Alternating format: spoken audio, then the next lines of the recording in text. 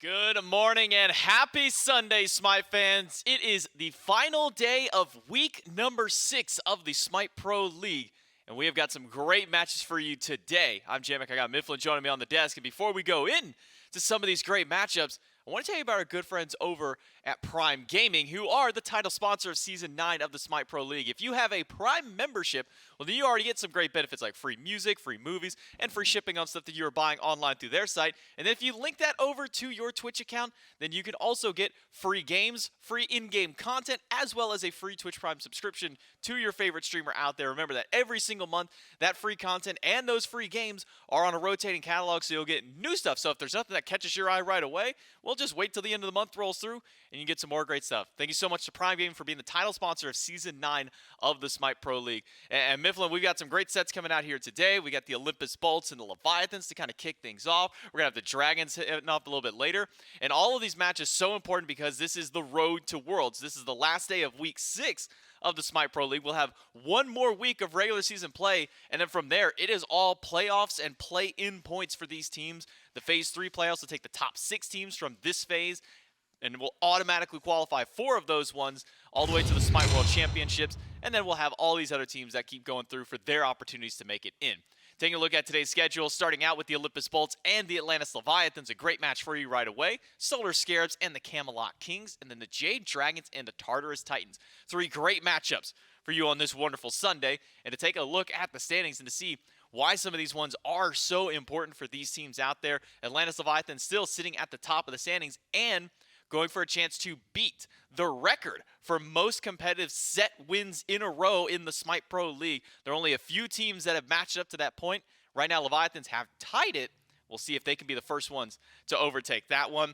Olympus Bolts, another team who are trying to find some wins and keep themselves out of potentially falling into the bottom 2. Just want to remember that these are the teams that want to hit to the top 6 for those Phase 3 playoffs. The Olympus Bolts are a team that can certainly do so. They've got some veteran leadership on their squad between Veneno over in that mid lane and specifically Barracuda over in that duo lane, Mifflin. Yeah, I think the Bolts are going to be taking this set very, very seriously, considering this set essentially would guarantee them top 6. Maybe there could be some shakeups within the standings. The Valks got a little bit closer than the Solar Scarabs, but as far as I'm concerned, Bolts win here. They're a lock for top 6. Won't have to worry about going down to bottom 2 and having a much harder struggle to get up into the world stage. So this is one that I think they're going to be taking very, very serious. And fortunately for them, up against the Leviathans, I don't think too many implications in the standings as far as they're concerned with that comfortable buffer towards the top. So 2 teams, I think, going to be really, really paying attention to this set.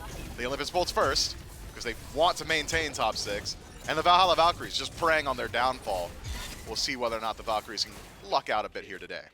And that's kind of how it is for a few teams within the standings. I mean, obviously, Valkyries are also looking at the Tartarus Titans, though still a little bit harder for them at that regard. Valkyries is, again, as you said, looking at the Olympus Bolts. But, I mean, the Bolts have been looking really good lately. I mean, it was a very rough start to the phase for them, but ever since we hit that reset in the phase, got to the second round robin, it's been a bit of an upturn. Hasn't been entirely turned around for the Bolts. They have been having some struggles, specifically kind of geared more towards these late game team fights. You've been seeing a little bit of struggle out of the Bolts. Yeah, and I'm willing to give them a little bit of leeway in some of the late game team fights as of recent because of the broad, sweeping meta change that is the Beads Aegis ruling. Very difficult to get rid of, 9-10 years of experience for some of these guys and how they approach some of these late game team fights, but they've had some time now. I'm not going to give them the same leeway in this set. I think that adaptations need to be made. We'll see if some adaptations can be made. And we talked a little bit about Barracuda. Now, the good news is we'll get to talk to Barracuda. He's standing by for our pregame interview with Gormizer. Yeah, that's right. I got Barra standing by. It's not a Barra interview if you don't come to us and we're laughing. Man, I had a question prepared and everything, and we were talking about your pants and your socks instead. I do have to ask you, you guys are, currently sitting in 6th, right? Maybe not where you expected coming into Phase 3. But it's been picking up for you guys, right? You've been taking a lot more games off the top teams. What's the mentality like for the Bolts right now? I'm right where I thought I'd be, honestly. I figured we'd take some time to ramp up a little bit. The King set stung. It still stings a little bit, 'cause, that should have been a dub. But then, if you think about it, our Warrior set probably shouldn't have been a dub. So, karma swings around, pretty quickly. But, I mean, I'm feeling pretty confident. I think we're on the same page a lot more now. Our late game, obviously, from fans and everyone's perspective, is a little shaky. I'm not going to say it's the perfect thing, but we're working on it. And you actually mentioned like not only feeling more confident, but for today specifically, I'm kind of curious because like 11 a.m. Leviathans is a little more notorious than regular Leviathans, right? Like it feels like there's something in the air. Do you think that your team and their team, like how do you compare how you can fare at 11 in the morning? Oh, we have Jake, so we are just as down as they are. Got it there. So It's so offensive to Jake. I'm sorry. Jake came in, like he walked in, he had his bowl of oatmeal. I'm sure he's feeling pretty good, right? He's ready, he's fueled. It's going to be a lot of fun. If this was anything to kind of gauge how this set's going to go, I'm going to enjoy it. Hopefully you're going to enjoy it, but that's going to do it for here. Good luck in your games, man. And we'll send it back to the desk. I'm going to be honest, I don't think I've ever seen him wear that hoodie, and I'm kind of curious as to where he ended up getting that. That's kind of a sick hoodie, I'm not going to lie. I think it's from the End of the AM collab, That's 3 what I years ago, right? Wait, was that from that collab? They're the only ones making full graphic hoodies for Smite. I'm Dang, pretty sure. Dang, I knew about the Alma hoodie, you know, that Ajax always wears whenever it comes to the update Well, how shows. could you not? I didn't know that they had a Jingwei one, even though I'm not a big Jingwei fan. Still, pretty sick hoodie. It seems that at least it's high spirits for Barracuda and the Olympus Bolts. Going up against them, though, and specifically against Barracuda, is going to be Zatman on the Atlantis Leviathans, another veteran, another large portion of this team, kind of a lot of the shot calling when it comes to the picks and bans, whenever it comes down to the actual mental collection of the team. It really feels like Zatman is that pillar for the Atlantis Leviathans, keeping his team in check as the game is played out, and even in between the games. And when Barra said that Jake equalized the playing field as for 11 a.m. play, he was referring to Zatman. We even got a glimpse of him yawning in the booth there. I saw him walk up about 5 minutes ago, and he was very tired, but a veteran, I'm sure, has been playing Smite at 11 a.m. for, going on 10 years now. I'm sure he'll be able to bounce back and get something under him. I'm excited for this set, man. Anytime Barracuda and Zatman get to line up against each other, it's always a treat, and it's a treat that we've been able to, I suppose, partake in for the last decade. The only thing I'm keeping my eyes on is whether or not the Leviathans are sticking to their standard. I have no notes for them. 10-win streak, just classically winding up towards the end of the year. I mean, there's not really much to complain about. The early game at times has looked very, very good for them. The late game has always been good. Seems as if they've really locked down how they want to approach base defense, so it's a team that I think probably the best in the league right now at playing from behind. The only concern I think anybody would have as of recent is some of these drafts. In particular, Shinta going towards the Hell, not something I want to see again. Yeah, Hell was something that didn't work out super well for Leviathans. We'll see what they and the Olympus Bolts like to pick up as we do jump into the picks and bans for game number 1 right away. And I think that there is at least a little bit of similarities in some of the gods that are being picked up. I think that Ishtar might be some hot contests between the teams, between Venenu and Barracuda on that pick for the Olympus Bolts, and then Zatman for the Leviathans wanted to grab that one. Would not be surprised if Ishtar was picked up within the top 3 of either of these teams. But as the first bans are starting to roll through, Ymir and the Morgan banned away by the Olympus Bolts. Amaterasu, the answer by the Leviathans, making sure that Baskin doesn't have something he can control over in that solo lane. Yeah, I wonder if the Leviathans are going to keep up with that ban towards Baskin, maybe a tier as well, just take away one of his other favorites. But I think the Leviathans have accurately identified one of the major threats of the Olympus Bolts, and that is a massive, massive compliment to Baskin himself. Woonie Kim came back into the league, had a little bit of a slow start, but I'm not even sure we can call it that because there's only really 2 sets, and then he was acclimated fully, and it felt like Baskin had never left. So the Olympus Bolts certainly in a good position now, and I think Barracuda given us a little bit of insight into the team dynamic, saying that we're all on the same page.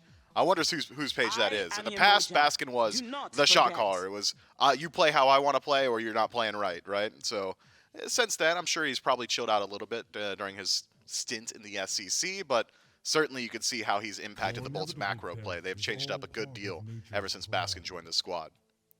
Third ban of the Bolts will be the Vulcan. That ended up giving them a lot of trouble during the King set, so a quick adaptation from them. And along with the Amaterasu, Cupid and Ishtar get banned away by the Leviathans, so not willing to give that pick up to the Bolts. But that leaves Yamoja open for Awesome Jake, a very powerful pick for the support role. And then Cernanos and Daji as the immediate response by the Leviathans. Very strong top 3 picked up here so far, Mifflin. It is. Daji's got good matchup at a Yamoja, no inherent CC immunity, and not exactly going to be picking up beads very early unless he feels incredibly threatened, but Jake strikes me as the type of guy who's going to go like Horrific or Sunder or something wild like that in the first slot. So it could be an opening for the Leviathans jungler to get involved over towards that duo lane.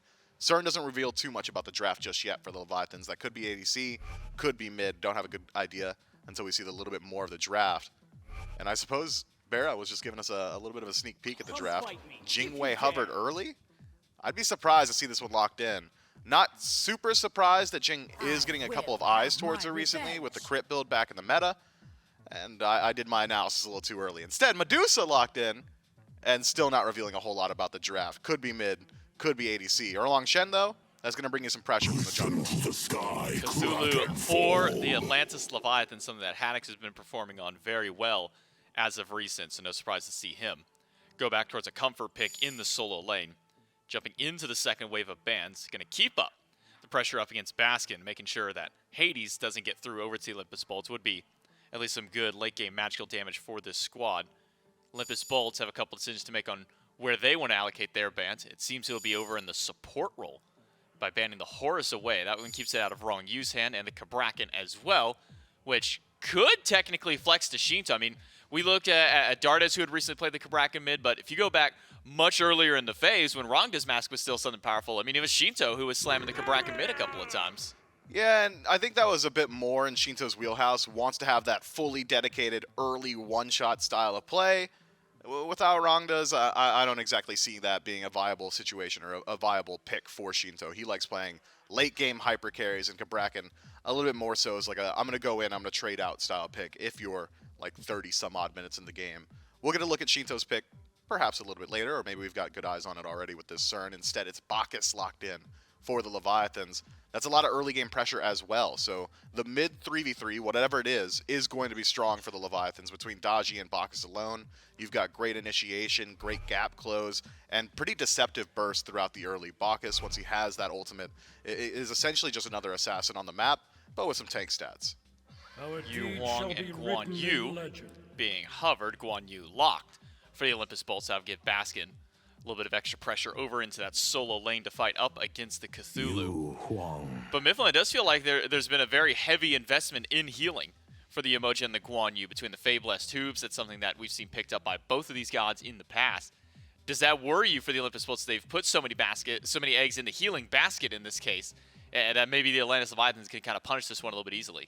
Well, I mean, the Leviathans are obviously going to itemize towards anti-heal. Anytime Guan Yu alone is on a team, you're going to be looking at Brawler's Beast Sticks, Divine Ruins, things along those lines. But flank it with the Emoja and Erlang Shen with his self-sustain, maybe we're talking about an Ankh now. Whether or not forcing a Relic is valuable is a conversation otherwise, but drafting this much healing, I don't think going to be a big deal for the Bolts. Yamoja, very powerful outside of the healing in her kit, has great displacement, has great wall placement as well. Guan Yu, standard initiator, has the ability to just run down that back line. If Guan can get eyes on Daji and prevent the blink, that makes it very easy for the Olympus Bolts to create space for the Medusa or the Yu Huang. So I like the draft, even outside of the healing, and in forcing the Leviathans to address it, you've at least got a little bit of value. You take away one aggressive relic, or you kind of restrict the itemization throughout the early game. Maybe you don't want to get Jotun's Wrath in first slot, so instead you go Brawler's Beat Stick to deal with anti-heal, but all of a sudden you got less Powwows. I like the Bolts draft. So the Bolts do end up locking in the Yu Huang, and then on the opposite side, it's a Poseidon for the Atlantis Leviathans. And this Poseidon is something that I'm surprised we haven't seen as much of this week. I mean, we talked about it on the waiting room all the way back on Thursday, how a few guys are kind of rising up just because of now the Beats Aegis interaction that we are dealing with between that ruling, where we see a lot of Susano popping up. We've been seeing a ton of the Vulcan as well. Didn't really see any Poseidon so far this week. I think this is one of our first games this weekend where we've been seeing him. How do you kind of feel about the Poseidon to round out the Leviathan's composition? I'm concerned. I thought waiting on your mage pick, you'd want something a little bit safer in the lane. Poseidon doesn't really have great answers to an all-in initiation. Guan Yu's going to be able to run you down, even if you are pretty fast with that tidal passive. The walls from Yamoja are going to be pretty disruptive as well.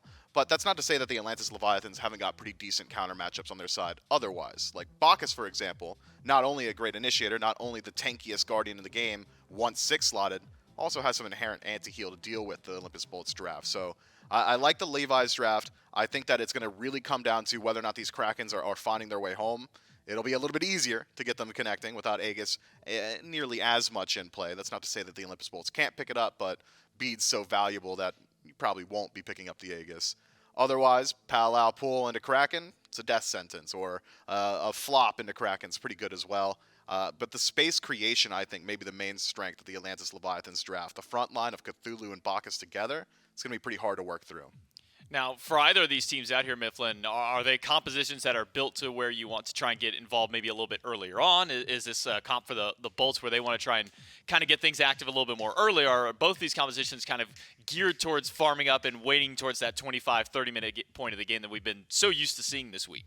I would say that the Olympus Bolts have got a certain degree of advantage in the early game. You've got a highly aggressive duo. You've got one of the most aggressive junglers, Yu Huang, levels 1 through 5, very, very good as well. It's not as if this is a draft that says you have to win early. That's not the case at all, but they have got the advantage there. But in the absolute latest portions of the game, it's not massive odds, but I would say the Atlantis Leviathans have got a little bit of an edge. So maybe some onus on the Olympus Bolts to try and establish some sort of lead getting into mid, into late. But not so much, though, that you could say, hey, 20 minutes in, we're only like 1K up or 1K down, it's a GG. It's not that significant. Well, it's a very important match for the Olympus Bolts to try and keep themselves in that top 6. Can they find it with game number 1? We'll throw it over to Gormizer and Trelly for the action. Thanks so much, J-Mac and Mifflin, and that's right. Important for the Bolts, Trelly, to try and stay in the top 6. Maybe more important, depending on how you want to look at it, at least for me, for the Leviathans to try and end 2 other teams that I have to remember here and keep themselves as a sole set streak, win streak at the top of the SBL. A lot of fun, I think, that can happen in this matchup.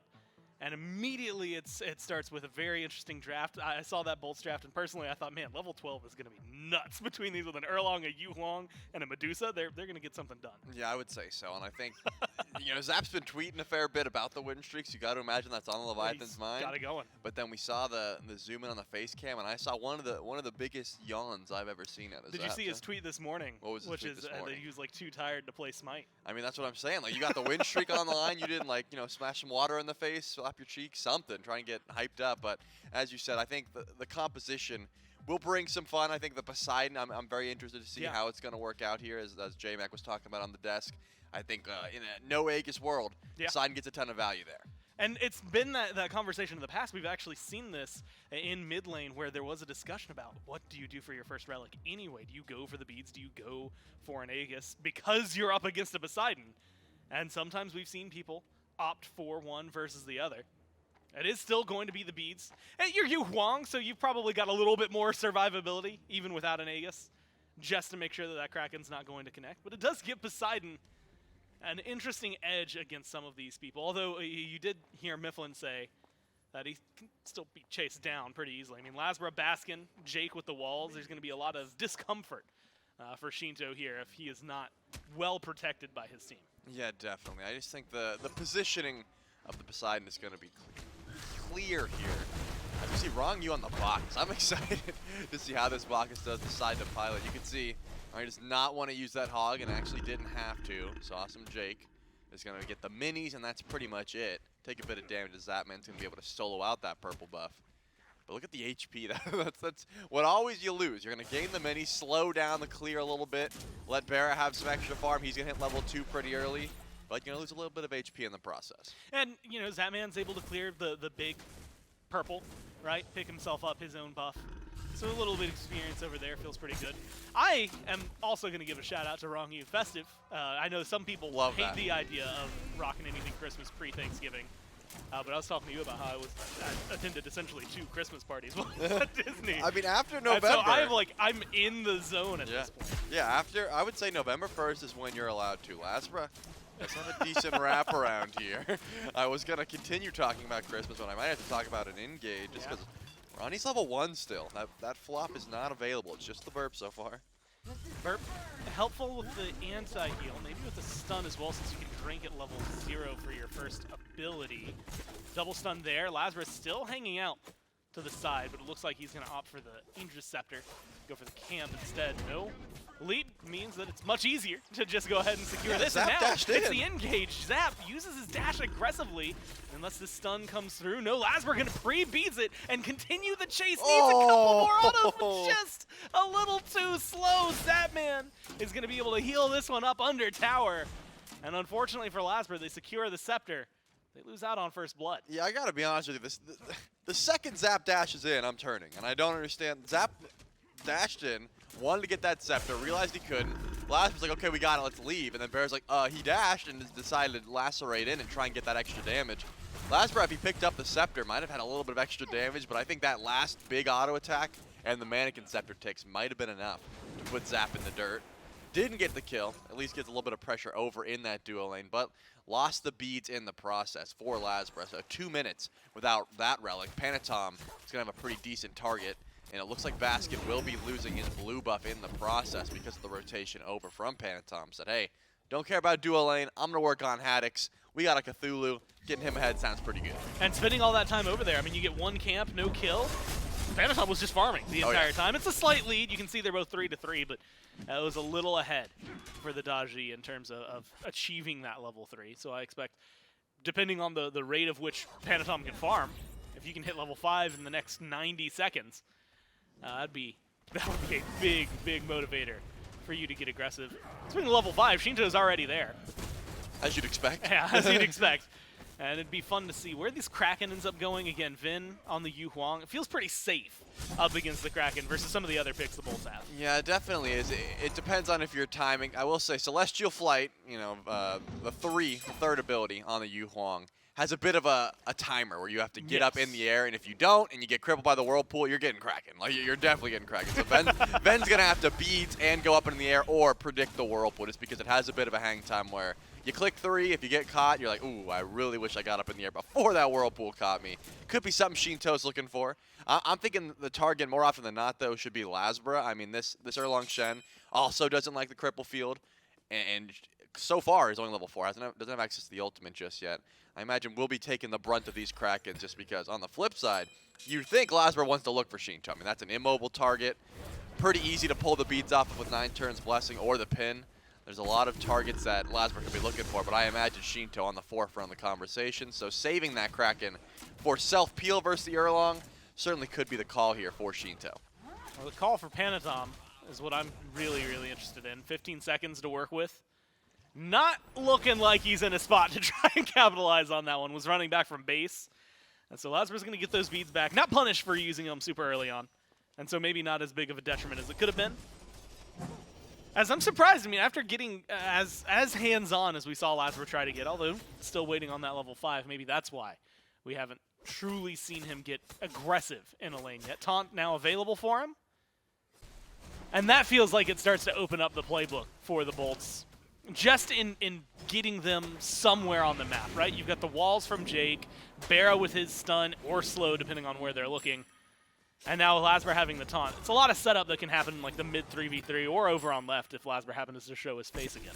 Yeah, no doubt. And I think because Rong Yu started the shell, you got to imagine that's going to be a Phantom Shell pretty early on to try and help Shinto and Zap get out of the rivers. But so far, not an option. Hasn't been upgraded just yet. In fact, Rong Yu has not even went back to base at all. I mean, none of the duo lane has. So you got to think Awesome Jake has some decent targets because that level 5 has run through. But it looks like not looking to force anything just yet. Heading towards mid lane maybe, looking for Shinto, could be an option. Trying to stop the level 8 Poseidon at 5 minutes could be a good target for the Rivers Rebuke. I mean, Beads isn't going to really help you, especially if Ven's on point with the Dueling Dragons, but it seems like the Leviathans are able to build up almost a 1k gold lead just by nature of better farming and invading Baskin pretty consistently. Level 6 to the level 7 of this Cthulhu. Baskin did get the blue buff, but lost a couple in the process. At this point, and we know it's going to happen, and so I don't know why it's so fascinating, but it's still so interesting to me to watch Shinto's farming and just like where he ends up, because you know you see it over here, 7-7. You can see Zapman a small lead over Jake, but tied with Barra. A lot of it always ends up manifesting in the mid lane. Maybe we'll see something. Shinto playing a little too far up, the pin just off the mark for locking him down. Curious where first blood will break out for either of these squads. That Kraken, just like the ever-imposing threat. Yep. If Shinto either gets aggressed on or is the one aggressing, it's going to exist. But pretty soon here, we're going to be talking about the fact that we've been seeing like 8-minute Gold Furies after the 9-pin patch. Makes it a lot easier to try and burn those down early in the game. And then a few minutes later, it's a very easy conversation to pivot over towards that Pyromancer. Nice, clean, secure from a Kraken. means the Leviathans could theoretically not even go for kills at all. They could just focus on some of those neutral objectives. Yeah, it seems to be the play. Looks like Rivers drown onto Zap. He is just fine so far. Good Riptide, but just going to be pulling Zap back in. I was going to say, Wrong you forwent going for the Thieves to grab the Phantom Shell, and now Zap trying to get aggressive. Pantom's on the way, and he's got ultimate. There's a good root. Decent damage. Not a lot to work with here. Panatom's going to go in. Powwow up. Chains thrown onto 1, onto 2. Bear's going to use his ult for the immunity. Jake gets pulled in, but because of the Medusa ult, nobody else on the Leviathans feels aggressive. So they throw 2 for 2 on each side in terms of ultimates. Nobody comes out with a kill, but you had called it earlier. Wrong you now has that Phantom Shell. And so even though it is just such a massive cooldown for Jake, it also means that ult next time around isn't going to have quite as much value. I don't know if his life is going to have a lot of value. There's going to be the beads from Jake. Takes a lot of damage. The Intoxicate not enough to lock him down. And once again, someone's walking away with a low health bar. Yeah, I mean, if Jake, I want to give some credit over to Awesome Jake, because if he beats that Powwow before, he probably dies there, right? Yeah. I think the beads was enough to make sure that he wasn't intoxicated too much. He wasn't all loopy and wasn't able to get through his Riptide. It works perfectly, and most supports are probably beads in that Powwow just because. But Jake realized, hey, there's no follow-up, and Barra's got the ultimate just to peel for me if need be. So great call to hold on to those beads for a situation like that. But you got to imagine, Wrong you, a little unfortunate that going for that Phantom Shell and then immediately the Rivers of Rebuke just gets wasted. Lasbra heading over trying to burn through Haddix. Not doing a lot of damage, though. There's no way that kill goes through. Once the knockup stopped out the Mink form, I knew that Haddix was going to be just fine. At the very least, you get Descend into Madness down. If you're spamming some heals, Baskin should have that Cavalry charge back up soon. And Lasbra holds on to the ultimate. So I think Haddix is going to have to play a little bit safer in lane, but has teleport in 18 seconds. Probably not too worried. And even is sitting at a level lead currently over Baskin in that lane. So Yeah. decent gank attempt. Get the ultimate. Not the worst trade. Well, when I should say when we got into this game, I was thinking a lot about the level 12 mark for a lot of the members of the Bolts.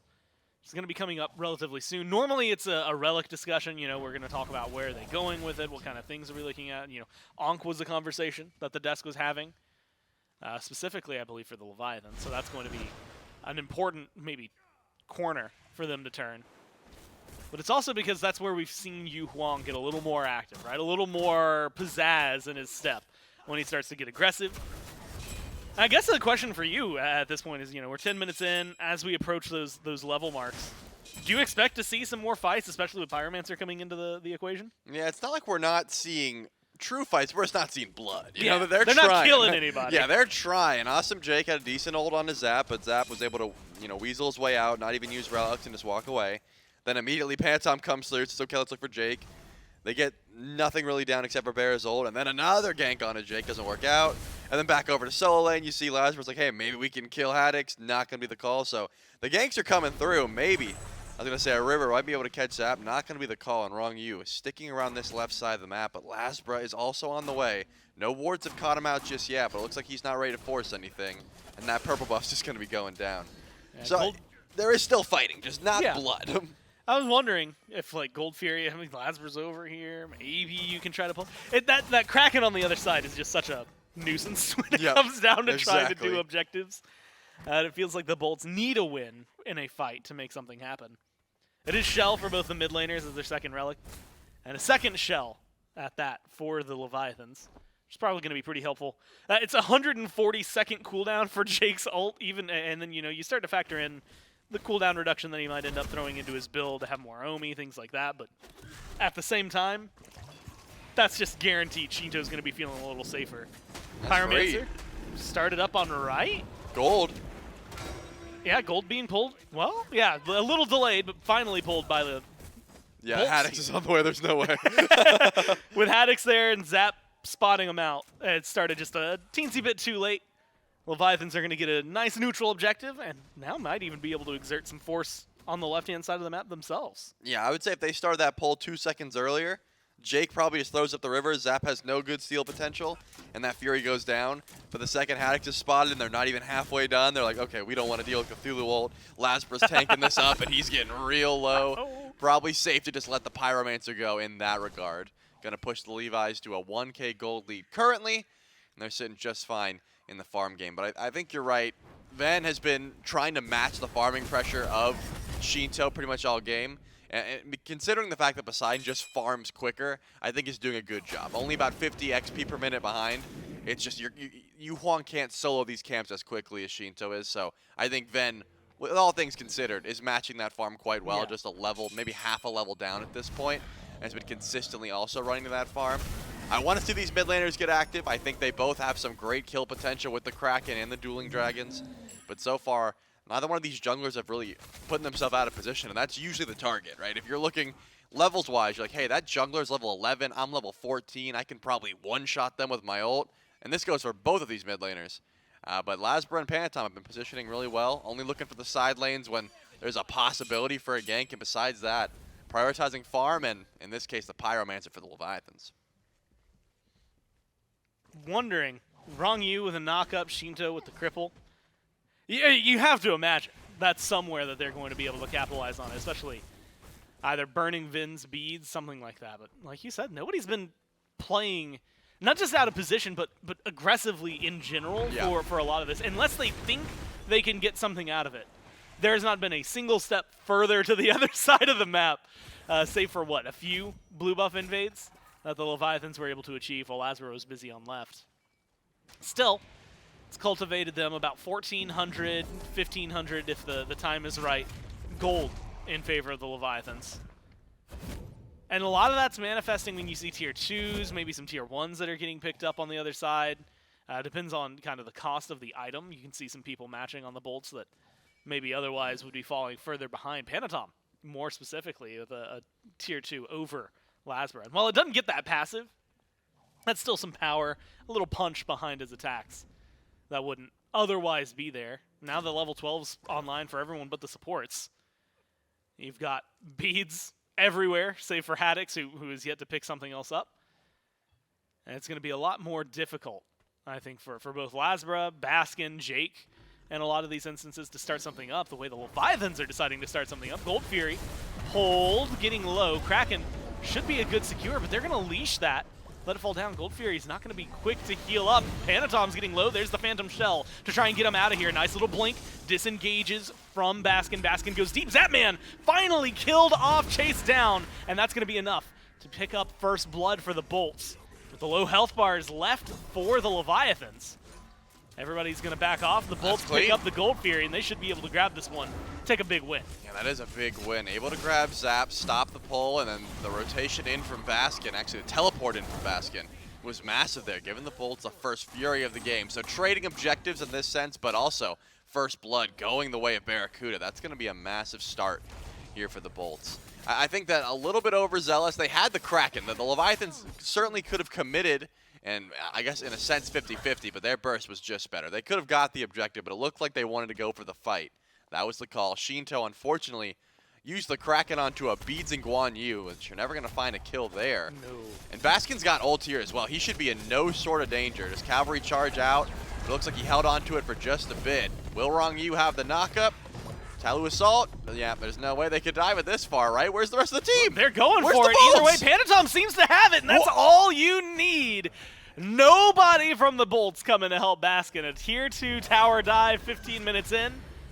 The Leviathans are able to at least answer 1 for 1. You had mentioned it kind of trading out objectives as well. Great Dueling Dragons comes down from Vin, pulls Haddix right back to the waiting arms of the Bolts, and they're going to make sure that they get punished for the aggression on the side of the Leviathans, and they make it a 1-for-1 trade. All right, I'm not going to say that Lasbra was doing speed buff while Baskin was dying, but Lasbra was definitely doing speed buff while Baskin was dying. I'm assuming once he saw the cavalry charge, he's like, okay, you're out, because that's what I thought too. So I'm going to do speed. And Baskin's like, I think they're going to dive under tier 2, guys. And then Ven's like, all right, I'll rotate over if I have to. So unfortunate, the Bolts were not able to assemble on the right side of the map in time to save Baskin, but I imagine getting the kill onto Ven and putting Haddix down is something they're down with, right? It's not the greatest trade, but it's something you're okay with. It's going to help you catch up to Shinto a little bit. You're still leveled down, but getting a kill onto this Yu Huang is something the Olympus Bolts are after, and Barracuda making that rotation over makes sure this Pyromancer goes down for absolute free, despite the fact that Baskin had just rotated in.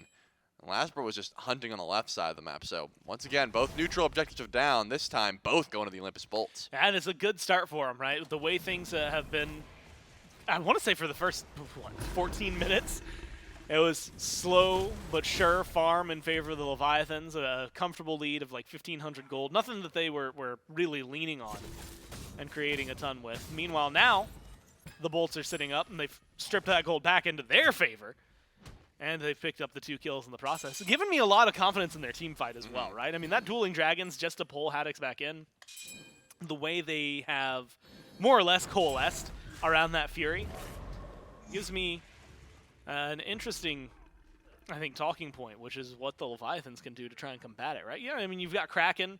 Admittedly, we saw it just whiff last time around. Powwow feels like it could be really solid, but every single relic is up. All 5 pairs of beads are up on the Bolts. And it feels like Panatom, as much damage as he can do, is going to need a lot of help to make sure anything can actually happen in a team fight. Yeah, definitely. It doesn't seem like at the moment the Leviathans are able to burn those beads for Panatom. It's more so just, you know, Panatom's got good damage. He's able to use that Powwow to force out a CC immune ultimate or 2 and then try and win the fight after the fact. Maybe wrong you if he decides to get real active on this Bacchus, but just started stacking up the Thebes, has about 19 stacks currently, so isn't the tankiest Guardian in the world. Barracuda, though, is going to take a bit of damage. Yeah, already burned halfway down. Powwow's going to come out. And at this point, you don't need the help, but you're going to get it. Zapman, though, traded out. And Lazarus going to pick up a double. You gank Barra, but you pay for it with your lives. A great turnaround from the Bolts. Keep them ahead. Yeah, that was a beautiful ult by Zapman. I'm pretty sure Barra lives there from the Powwow damage, and it would have been real difficult for Panatom to finish that kill if not for that wild hunt. But Lazarus picking up 2, definitely a trade that you're all right with taking. Barracuda's still even with Zap, and then the tier 1 tower in mid also going to drop. Massive there for the Bolts, and of course, Lazarus going to get the jungler tax on the left side of the map, clear those waves as well. That's going to really help push him above Panatom. I got to imagine a Magi's Blessing is coming next. That's going to help out with the fight. You don't have to use your beads every single time the Powwow comes through. And then you have plenty of DPS. Finish up that kin-size Toxic Blade Crusher. That's a lot of attack speed and a lot of those kin-size procs that are consistently going down on targets, like the Cthulhu, for example, that's going to have a ton of HP. And eventually, you know, theoretically going into something like the Magi's Revenge that we've seen so much of, all of a sudden you're taunting and chasing down anybody that you want. That'll be certainly a problem for the Leviathans to have to deal with. Small problem for the Bolts there. Lasbra backed off with 3 archers under the tier 1, and it is just barely alive. But as far as gold from towers go, it's pretty binary. Either it's dead and you get the money, or it's not. And in this case, that tier 1, look, 26 minutes in or whenever it happens to go down, does not matter how much health is there. They are so easy to kill as we approach the late game. But right now, it's still alive. That's less gold in the pockets. Now it's an Oni Fury. Not a soul in sight from the Bolts. It's a Kraken used to secure it. But they don't know that. More or less what I expected to see earlier. But yeah, like you said, they don't know for sure that it was used. So the Bolts are going to have to be careful. Pyromancer's not up for a little bit. And so it's a limiting option for where the Bolts can try to fight back. Yeah, the Bolts clearly didn't have any vision on that side of the map, unless someone was in earshot, did not know the Kraken got dropped, so maybe still being careful around Shinto. Fast is going to take a little bit of damage, but this Guan Yu very tanky and could just cavalry charge if he was really in danger, so I don't imagine the chase will ensue too far. It looks like they really want to put some pressure onto this Guan Yu, though, possibly looking for a Fire Giant pull or just aggression on the right side of the map. 5 strong are the Leviathans, whereas Barracuda still over in left lane, going to send out the Trebuchet, then maybe rotate over to Fire Giant. Yeah, that is going to be the call. Sending out the Trebuchet to deal with those Oni minions, and then grouping up on the right side of the map. The Leviathans aren't, I'm not too sure what they're after here. They're not going to go for the Fire Giant. Actually, yes, they are. Wrong you, going to start the pull here. Yeah, 21 minutes in, they feel confident to do it. No Kraken just yet. Shinto should have that relatively soon, though, if they feel this confident. Haddix up into the Scent of Madness, going to try to get the knockups. Fire Giant's getting low. They still don't have it. Leviathans managed to secure it, but they lose Shinto in the process. The low health bars are going to pay dividends for the Bolts. They get aggressive, and they wipe 2 off the map. Now it's just a game of cat and mouse. If they can chase it down, they're going to opt not to. 2 kill swing in favor of the Bolts, despite losing the Fire Giant, means that they're in a position to start pushing. Yeah, I hate a pull like that. Just because Shinto's ultimate was not up, and it's up now. He died with that Kraken. You got to imagine They wait 3 seconds, wait for Shinto's ult. They either get out cleaner or they at least are able to find a pick. Now the Olympus Bolt's in the driver's seat, able to grab that tier 2 tower. And they're not leaving Gore. I thought they might, but it looks like because of the heals from Baskin, they're charging forward. They want a Phoenix here. Yeah, they've got 15 seconds without Panatom in the 5v3. Healing as well. It's going to be an aggressive ult from Baskin. Goes in for the stun, finds it on wrong you, limit it down, and just killed off. A great play of aggression coming down from the Bolts. And now it's just whether or not they can keep it up. Bear's getting low. Jake as well. Lasbra forced the turn tail and run. There's going to be a small route from Zap. Doesn't have the dash. Great pin. And then a dash forward from Panatom. They might be able to find something, but no powwow and no damage means the Bolts right now seem to be getting away with murder, all low health bars, but they run out of there no problem. I cannot believe Panatom chose Lasbra as the Blink Trickster Spirit target. Barracuda was 1 HP, dash down, could not return any of that damage. Lasbra's got a shield, a dash to escape. I mean, it didn't pay off, clearly. I know the 4-0 shutdown gold was what was on Panatom's mind, but killing Bear is better than killing no one. And now the Olympus Bolts are able to get out scot-free. Unfortunately for the Bolts, that Phoenix lives on a sliver of HP. They were not able to get that. It's the tier burn. 1 all over again. Yep, the tier 1, the Phoenix. 1 or 2 more autos might have done it, but not going to be the call. Now it's healing up slowly but surely, so that is going to get some more HP as the game continues. But something to note, Leviathans did get Fire Giant, and it's still on Zapman. Of course, it's also on Haddix, but you won it on your ADC. If you're trying to look for these objectives, it could be a nice call. It might not be on Zap for much Yeah, longer. Jake was looking for a Riptide to try and catch out with the Rivers, but Zapman, ever the quick feet, did not want to get caught and decided to back up there. Didn't even have beads, so if a good Riptide hit, definitely would have been caught. But now the Leviathans are feeling confident. They're grouping up on the left side of the map. No beads on Shinto for another 20 seconds, but besides that, looking pretty strong in the team fight. They've got FG, and they want to push up. Yeah, you've got technically a minute and a half on a power play that has not been in your favor at all. I think finally starting to see some of the gold go and trickle into their favor.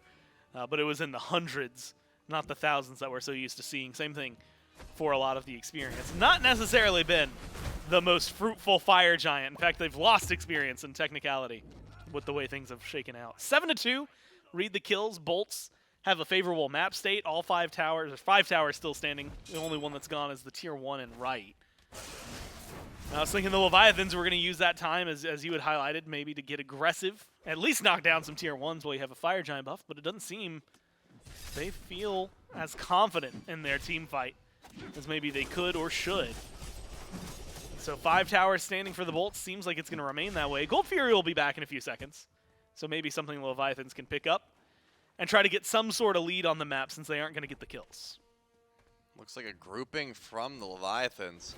Maybe waiting to see who's going to walk up. The Fire Giant leaving in 15 seconds. I don't imagine they're looking for a fight unless it happens right now.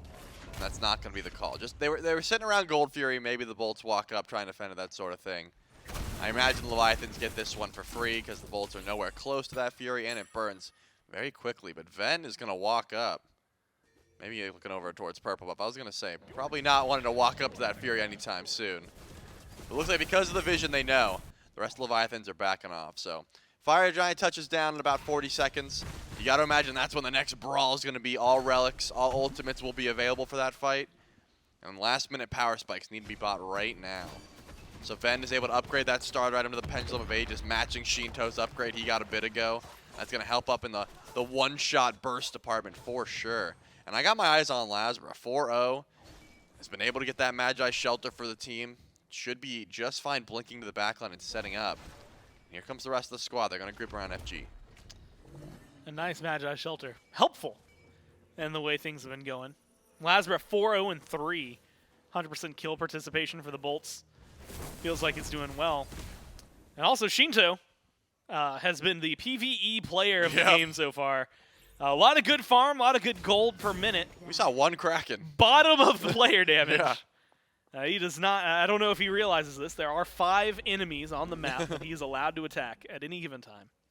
Now though, and you know this is maybe the most important, did not use the Kraken on the Fury. Has that available for the Fire Giant. And last time around, you know, it dies before it can come back up, and then he can't use it in the fight because he gets burned almost immediately. Yep. Now it feels like that it is a crucial element of their engage. This might be even more crucial. Palau already used CC immunity from Bera, found in the ult. Same for Venenu. Right now trying to get the dueling dragons. Not going to be able to find anyone with the pull. 3 ults down on the side of the bolts for 1 on the Leviathans. Shell, Blink used, 1 by Wrong Yu, 1 by Panatom on the Levi's, only Shell used by Bera.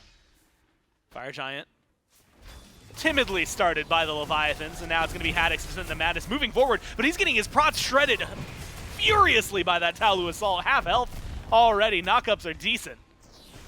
The Leviathans have to be careful with their engage here, and they don't feel confident enough to pull this Fire Giant. Yeah, that was a whole slew of just wasted ultimates on the side of the bolts. I really thought the Leviathans had a decent team fight opportunity. If the call was Haddix zone while the rest of the team does fire, would have been a good look, but that was not the call. The call was to look for a fight. Haddix started to get shred through, and immediately the retreat had to come through for the Leviathans. As you said, though, that Kraken is still available, so not like the Olympus bolts can go for anything just yet. And Haddix is teleported back in, full HP, and now the engage comes back. Yeah, Palau's about to be back up as well, so this is going to feel solid for the Leviathans. Again, beads are up still on the bolts, but it might be what they need to burn those relics, feel more confident. Panatom, left-hand side, hanging out in the jungle. All the bolts retreat down the right lane. It's how you engage here. That is maybe the most important for the Leviathans. Or maybe how you disengage here, because they just decide to fall back. Pyromancer's their target. You don't want to drop Kraken on something like a Pyro when Fire Giant's available right there. So they leash it, fall back. And with Shinto going into mid lane, I have to anticipate that they're not going to pick up a huge fight just yet. Yeah, probably not. The Leviathans did get a trebuchet just then, though, and maybe the bolts are feeling like they want to try and go for a pull. Definitely a bait when Shinto's got Kraken. You're not looking to 50-50 Fire Giant this late in the game. See what they can bait in, though. Baskin's going to start the pull, and Jake does have the Rivers of Rebuke back up. Wait to see who walks up. Phantom Shell's not up for 17 seconds. They could walk in here. One Riptide could be what this fight is looking for, but the Olympus bolts didn't like what they see, so they are going to back up. Dancing on wards is Venenu and Bera. This could be some trouble. The Leviathans know exactly where they are. They can see him. Like you said, full vision.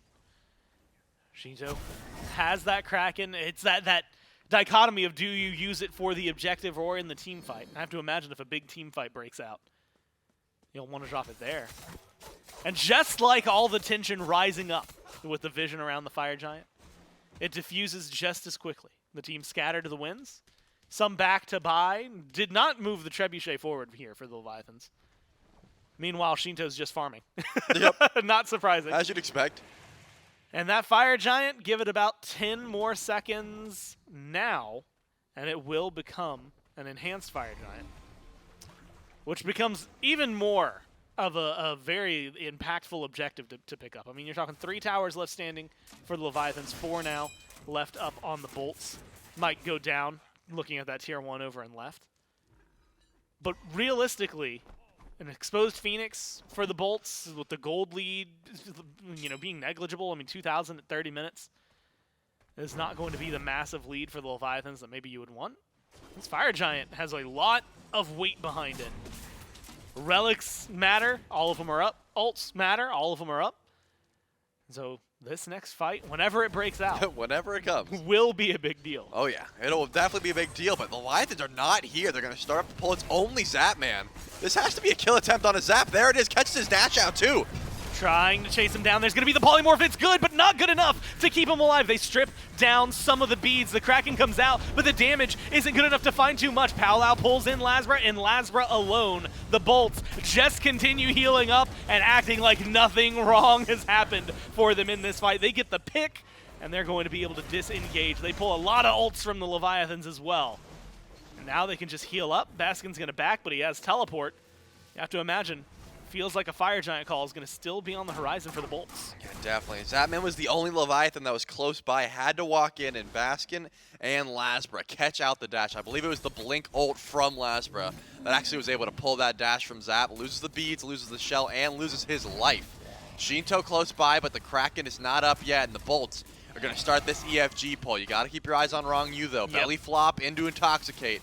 Has some decent steal potential here. One of my favorite style of steals for a support is in that Intoxicate. Does a surprising amount of damage.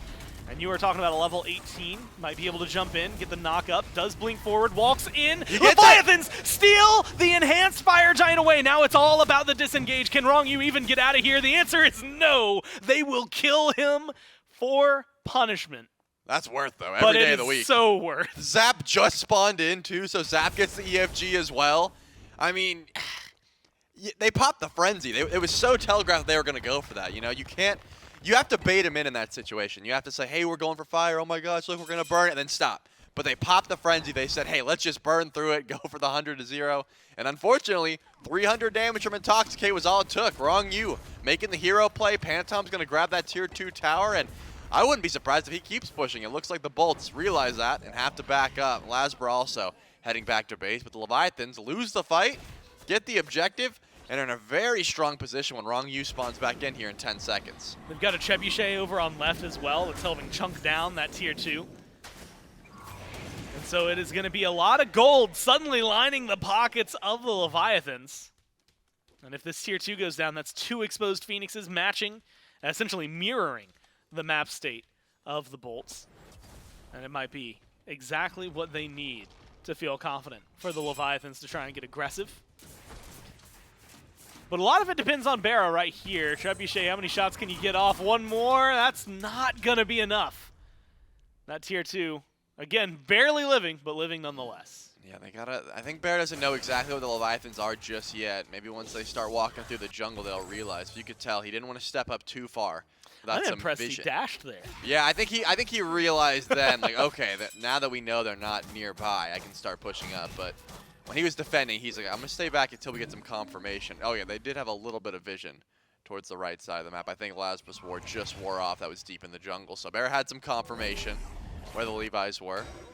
One more tower on the right that is strong, whereas that left side we just saw has about 1 HP left, and it'll eventually drop down. Yeah. But the Leviathans, with EFG for another 2 minutes or so, pushing down the right side of your screen. It's going to be fun to watch how they try to take this split. Again, the Leviathans are down 7 kills, but up 7,000 gold. Yep. A wild game with the way things have been going. 5-0-4 for Lasbra, 100% kill participation again for the jungler. A lot of that lately has been on the Zap, 1-3-0. But there's a certain point, Shelly, when you're a late game hunter and you have all of your items, and especially an enhanced fire giant around your belt, you feel pretty confident. Shell has to be used. Shinto luckily just upgraded that. Walks free from Jake's ultimate. And that's going to be aggression onto the right side. Vin, Barra seem to be the target for the Leviathans. Not going to be able to find too much. Descent into Madness comes in for some CC. Right side Phoenix is about 1/3 HP Leviathans. All they need is someone who can tank it for a little longer. A few more shots from Zap, and that'll open up that base. Yeah, that wants to be the call here. Shinto used both relics during that siege, so could be in a bit of trouble if the Bolts try to get active once again. The Leviathans still have EFG.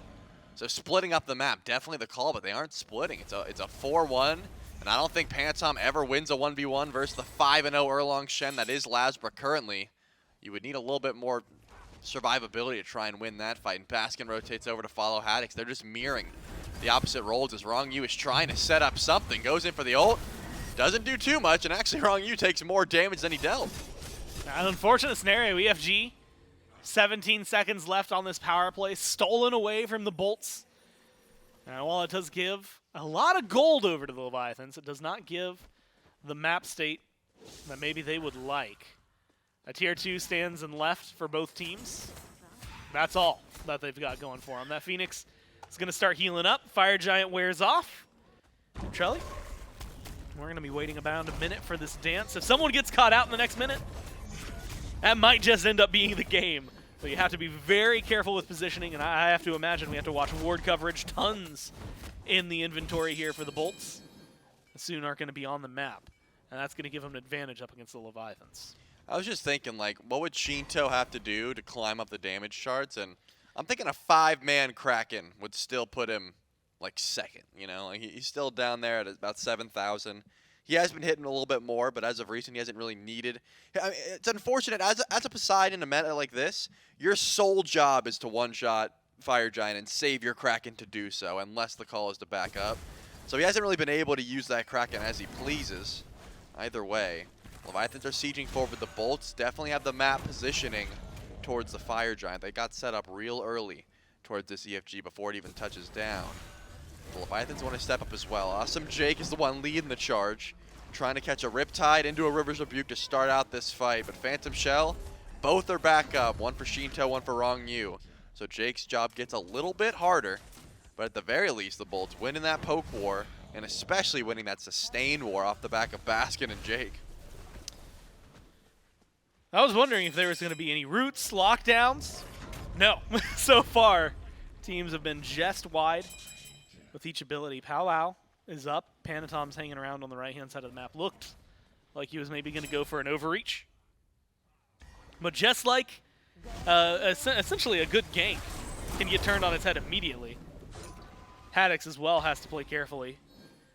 Talu Assault is something I think that is very easy to overlook in a moment like this. But Prot Shred, along with the actual stealing of them as well, I mean, you're talking about Baskin being a great frontliner to deal with this Cthulhu, as long as he's got Barra giving some damage behind him. Where's Panatom? Oh my god, Panatom bursted He's down! dead! He's dead in the air!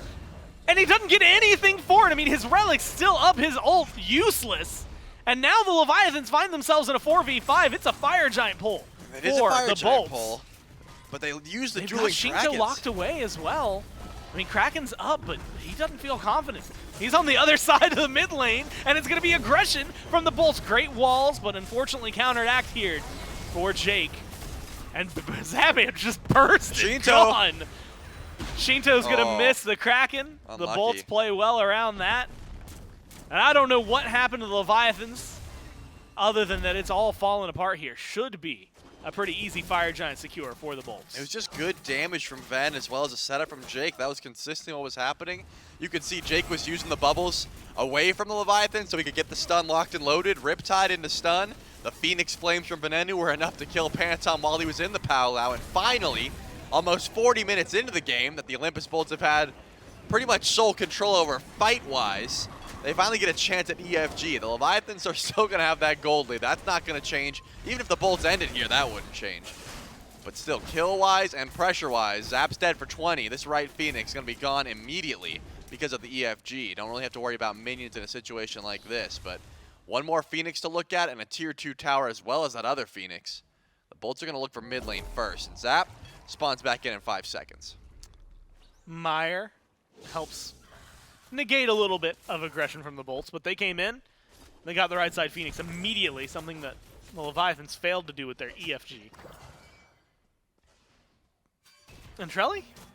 With the way, I mean, neutral objectives, admittedly no towers really on the map, it's going to be hard to make up the gold deficit.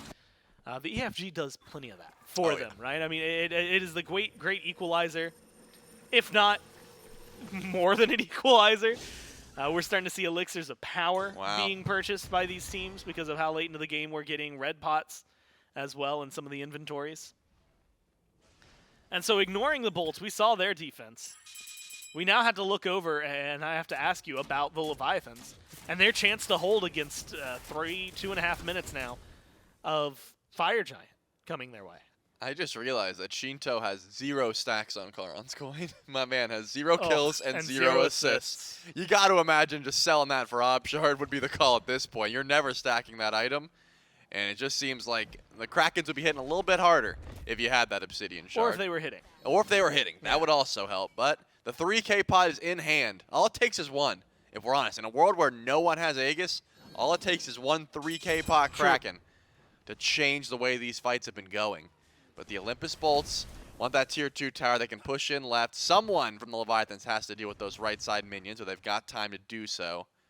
So they have a pretty solid defense. Again, if Panatom is able to get up into the powwow, not at 1 HP, as well as just waiting for Shinto and Zap's ults, I think they've got answers.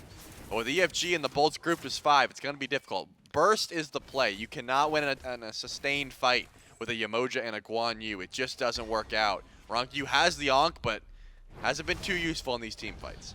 Yeah, so far, it has been limited help, if any, EFG plus Fire Minions, they're going to get aggressive. It's going to be the burst call. Bera is getting incredibly low. Wrong You is going to get credit for that one. A great resurgence from the Leviathans, finally putting a third kill on the board, and they are chasing down more. Shells get used, knockups get beads out here, and that might be the opening they need. Dueling Dragons tries to push away Vin, trying to stay alive, and so the team turns their eyes elsewhere. Basket uses the ult for the disengage. Lazra off in the distance. The Bolts are only going to lose one, but they get knocked away from the Phoenix before they can take it down. Yeah, that was a great engage from Wrong You. I mean, the Bacchus CC is definitely, not only is the Bacchus ult saving this game, but the Bacchus CC has been saving this game for the Leviathans. Barracuda gets absolutely deleted. Good follow-up as well from the Leviathans. I mean, it's one thing to hit a good knockup, but to make sure you can blow up a Medusa before she has a chance to react is definitely what you're looking for. So only one Phoenix down, and that right side bird will spawn back in here shortly. Olympus Bolts, 30 seconds on their EFG. I mean, this is the first time they've got EFG, but I will say I've had some troubles ending as of recent. The Olympus Bolts, and when they get in a situation like this, winning jungle fights, no problem. Winning fights at Phoenix has not been their strong suit. I would almost argue next EFG, just wait. Wait and see if you can find a pick. If the Phoenix Siege is your Achilles heel at the moment, try and fight in the jungle. But either way, Olympus Bolts still do have the map stay with that bird being down. And they're already set up for this EFG that spawns in here shortly. Zap is alone again. Yeah, Zap, He's got to stop. He's making me real nervous every time I see him. Him and Panatom as well. Got to watch the dodge E here just to make sure it doesn't get too aggressive. I will say, Barra had mentioned it, but the loss of the Kings being something that's a very fresh in their mind sting still. Now you have to imagine you watch your EFG get repelled. You personally, as Barra, die on the left-hand side. Right Phoenix has now respawned, and there's only one Fire Minion wave to deal with. I mean, at this point, you know, you can talk about the 6,000 gold lead. It's just wards, things like that. Zap might get caught out one more time. Does not have the relics just yet. Use the shell already. Walks out of the ult from Jake. Dueling Dragon, push him against the wall and just kill him off. Vin able to pick up something massive. Palau comes out from Panatom. The Levi's still want to try and fight this back, and it's going to be a pull onto Vin. Finally, someone stops this mid laner, and the Kraken comes out, gets good damage onto Baskin, but does not find a kill just yet. Haddock's trying to stay alive, and this is where you mentioned it. Sustained battles can be such a massive problem for the Leviathans. Everyone on the Bolts are left alive, mostly full health. Baskin's going to back to health. Leviathans? It's going down quick. They're not going to save it. Yeah, it looks like Panatom really has to do some quick damage to those archers. One more shot will do it. He missed a minion, but it's good. It's going to survive with 1 HP. And Haddox teleports in. He's the only one who can go for a steal. Yeah, no Kraken available. Haddox pulls attention over towards himself. Fire Giant still getting low. They're going to go for it. They're jumping in. Bolts secure the Fire Giant here. Shinto looks for a little extra damage. Strong Yu looking for the fight. Panatom looping around. They want to force something here. They might just have to take a consolation prize in the Pyromancer. Bolts get the EFG on 4. Leviathans barely manage to save the right Phoenix. And once again, we find ourselves in a not necessarily stalemate. Advantage Bolts. We'll see what they can do with it. Yeah, look at the Bolts relics, though. That's the reason the Leviathans were looking so confident. Every single bit was down, whereas Leviathan's like, yeah, you got beads, yep, you got Phantom Shell, yep, let's go in, let's fight this, even though our HP doesn't look that clean. A one-shot is all you need off the back of Panatom or some good damage from Shinto. But as you said, 4 strong with EFG. Ven, unfortunately, off a great Palau by Panatom, was not able to live for that enhanced Fire Giant fight. But now the Bolts get the group up once again and look for the right side of the map. And also, great Dueling Dragons by Ven to catch Zapman there. I mean, they dropped so much onto that Cernanos, and I was like, if Zap doesn't die, Leviathans were in such a good spot. But one of the first real clutch ults I've seen from Ven. I mean, he's been landing the Dow cultivation into the Phoenix Flames pretty consistently. But that ultimate can be tricky. And that was a clutch one. Made sure to put Zap down, help out the team fight. 1 in 5 on the Cern. Has been the target of aggression more often than not, but also Zap's been getting very aggressive himself. Sometimes frontlining for his team. Maybe should dial it back a bit. But the Olympus Bolts pushing down the right side of the map. This Phoenix dies real quick. Keep your eyes on Wrong Yu. That engage has been on point, especially for these Phoenix Sieges. You have to imagine this Phoenix I mean, it's a couple autos, right? Theoretically, very easy for the Bolts to just knock it down. But difficult to get into the Phoenix line itself. Have to watch Barra carefully. One misstep, one out-of-position play from anyone on the Bolts could just stop the Fire Giant, even though they've got 2 minutes left to work with. They're going to walk forward. The Phoenix is going to go down. So Leviathans are going to have to contend with Fire Minions on the right-hand side again. The last time the Bolts struggled to get the mid lane Phoenix, the left lane Phoenix. So you have to imagine that the Leviathans are looking to set up a pretty hefty defense everywhere except right. Yeah, I like the idea of the split here. Leave Lasber by himself and or send Baskin over, but it's clear the 5v5 is where the Bolts are struggling. When Wrong You and Haddix can go in together against 5, that's where the Bolts are losing these engagements. So try and split up what the Leviathans can do. Their comp gets significantly weaker if it's in a 1v1 situation. Pantom wants the 1v1 versus Lasper, has the bubble, so should be just fine, but it looks like Pantom's still taking that, and the Bolts are going in on the left. Wrong You jumps forward, Dueling Dragons pushing him around and bullying, but not doing enough, and now it's Haddix leading things forward. Panatom chases down, kills off Lasbra, and the Leviathans start the defense off strong. Great knockup onto Jake from Wrong You. The stun's not enough, but the knockup afterwards, someone has to kill this Yamoja, and no one has closed the gap. Zatman, lots of damage, but out of position. Can he keep going? Shinto killed off by Baskin. Zap trying his best, but Vin, Barra somehow managed to walk out of this. Luckily for the Leviathans, the front line seemed to be stopped right here. Zap flirting with Death, but Death doesn't want to flirt back, at least not today. Stays alive, relics all gone, save for the beads on Vin. And another left side Phoenix Siege gone wrong for the Bolts. Yeah, unfortunately for Lasbra, you're in the era of Daji now. Giving Panatom full damage and a 3k elixir, you're not winning that 1v1. It was the chase down too. This was fine. You know, trading ult for ult, you could see Lasbra was like, okay, I don't want to fight anymore, I'm done. But unfortunately, Panatom able to chase that one down after.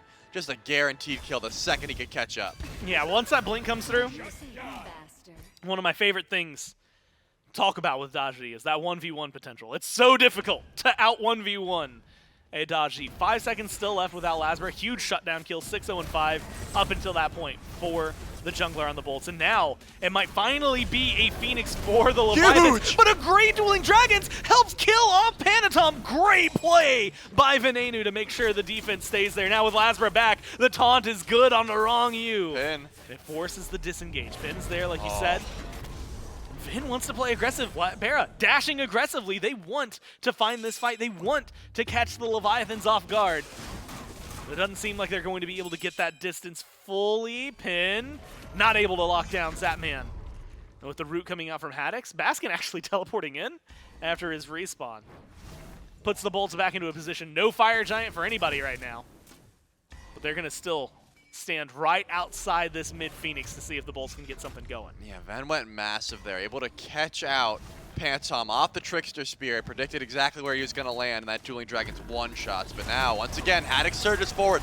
This has been the problem for the Bolts. They can't burn through this Cthulhu. Yeah, Descent into Madness. He's half health, so they're taking a lot. But there's a double knockup. Great from Wrong You. Kraken in just shy and not going to be able to find the damage necessary for the team. Lasbra gets aggressive, going for Shinto, but he's eating a lot of damage in the process. They need someone to help turn this around. They might not be able to pick up kills, but the Leviathans repel the Bolts one more time. Panatom is back in 5. The Bolts, with this health bar, might not be able to go for the FG immediately. They need a lot of healing to try and contest this. TKO, no teleport available for Baskin.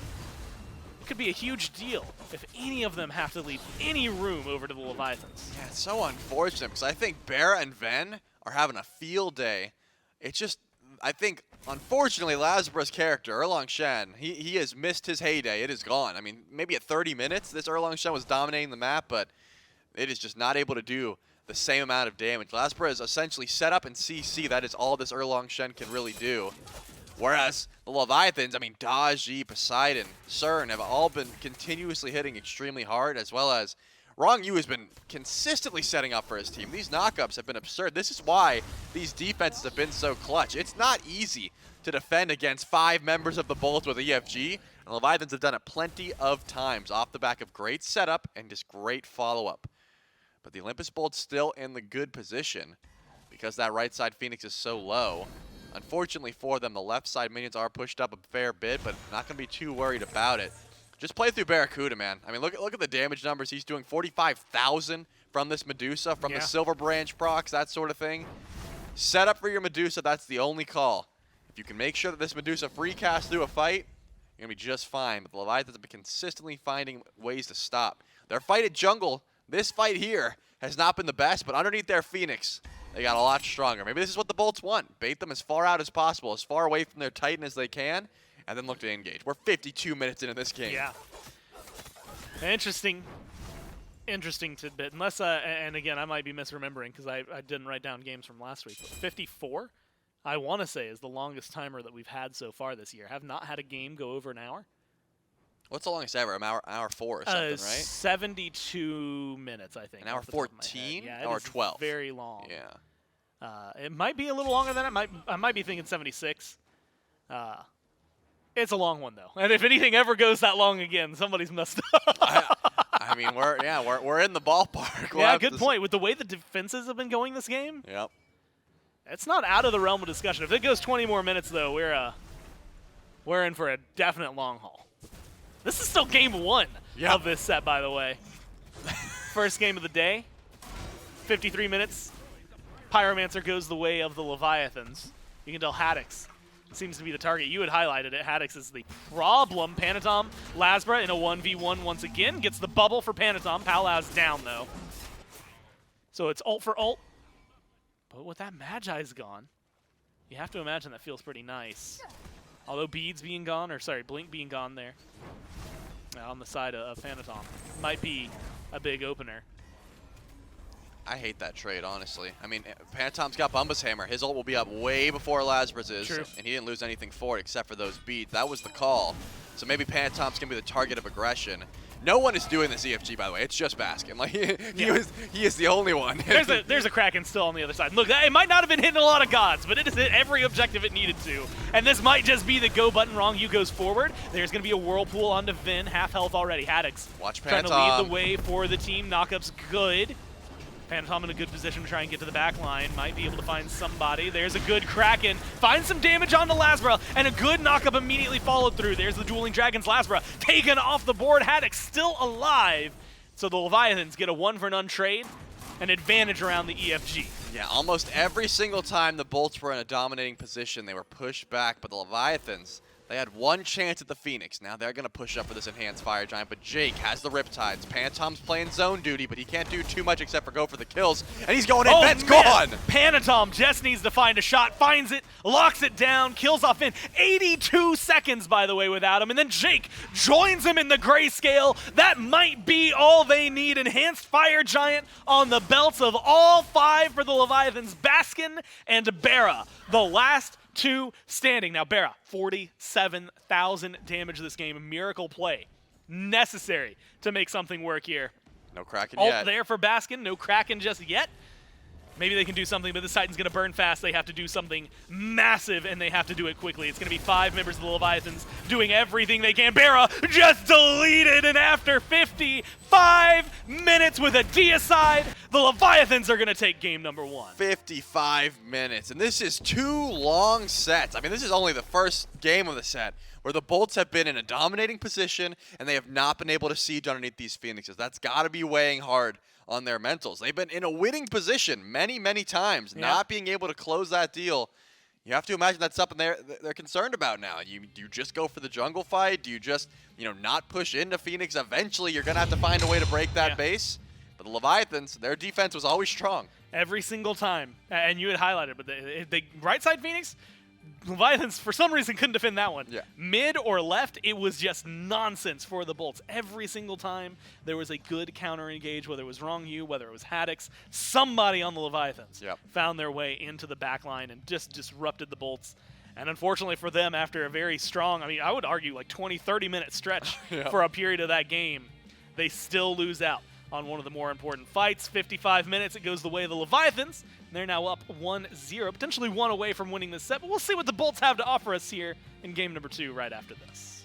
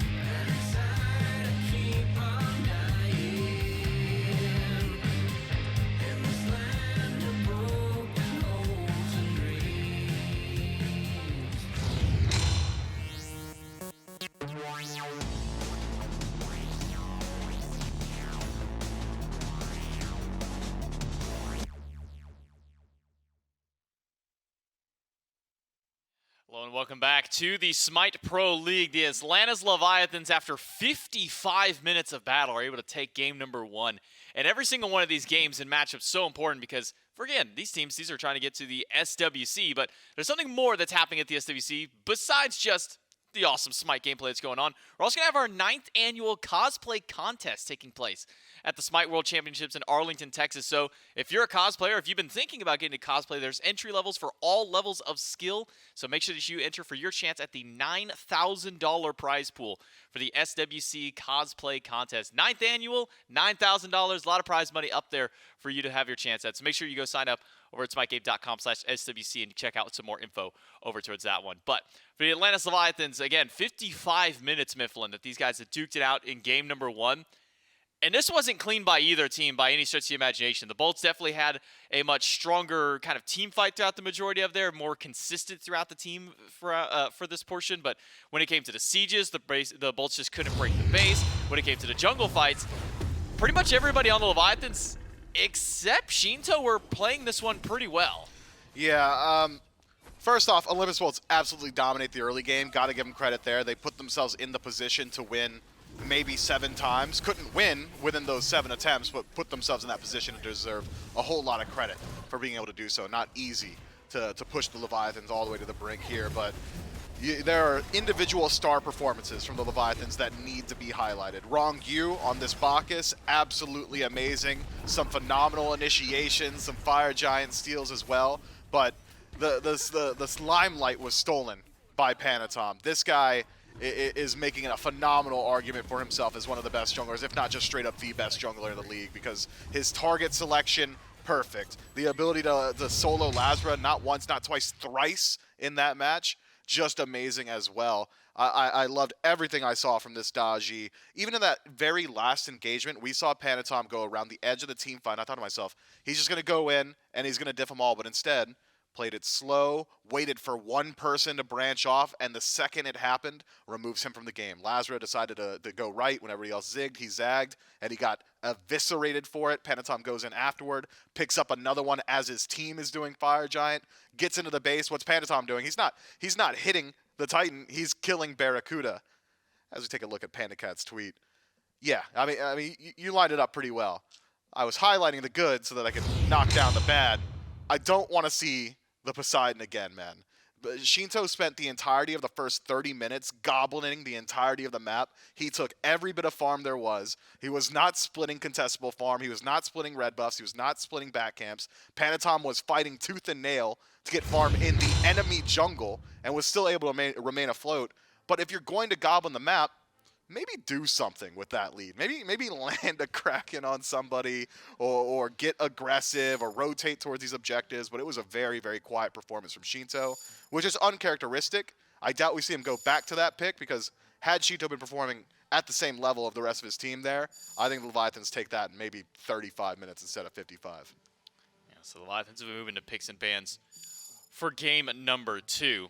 I think I'd echo that Poseidon just wasn't there. Could have been almost any other pick, and I feel it would have been just as, maybe if not even more effective in that regard. I mean, I think he ended 3rd lowest player damage in the lobby, only above the supports at that point. So while the Poseidon didn't hit, at least for now, we won't see it through. Neither will we see the Yamoja or the Daji. Both of those get banned away by the Leviathans. The Cernanos in that same category as well. And that leaves a very first pick Ishtar for the Olympus Bolts and an immediate Cthulhu and potentially Cupid lock-in for the Leviathans. Yeah, that Cthulhu pick for the Leviathans, it just feels like you can't keep letting it happen. Haddix was the gatekeeper to those Phoenixes. The Olympus Bolts may have approached base siege 7 times, but they were stopped by Cthulhu 7 times. The Descent of Madness, so good at creating space. Seemed like the Bolts didn't really have an answer to deal with that just crazy front line, and unless you're going a double hunter composition, there aren't exactly the best answers in the game. So it could be that the Bolts try and address that by taking maybe this Ishtar towards mid and grab yourself a more standard hunter.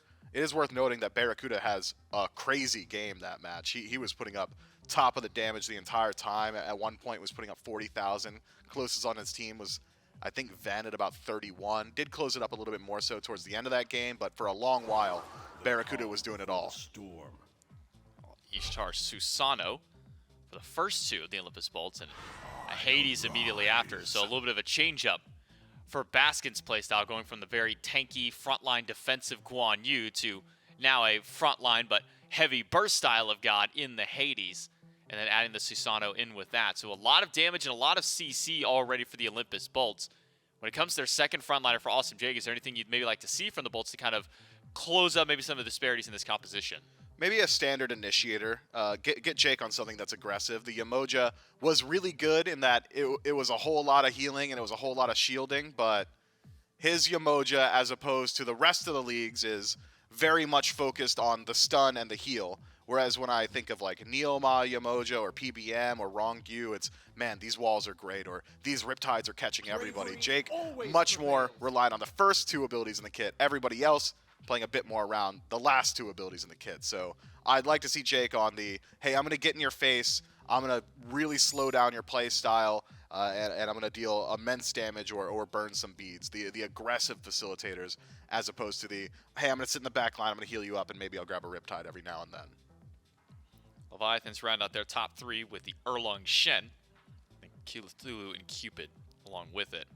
Nox, the first ban by the Leviathan, something that Jake loves to default back to whenever he needs something comfortable to play on, something that he's strong with playing. And then, surprisingly, Poseidon, even after maybe the lackluster performance by Shinto in game number 1, the Olympus Bolts want nothing to do with that burst mage, so they will take that one off the board, as well as the Ares by the Leviathans. Maybe not what I would have pictured for Jake to go over towards, but at least something that the Leviathans do hold a little bit of worry against. Yeah, I mean, the cripple from the chains would be pretty hard to deal with for Erlong and Cthulhu in particular. Even Cupid, to a certain extent, in the laning phase, might struggle a bit. So with Ares getting a little bit more picks recently, the Leviathans just want to make sure that the Bolts haven't got a decent counter matchup. I do like this Erlong Shen pickup for the Leviathans. I thought maybe it would just be a Pele.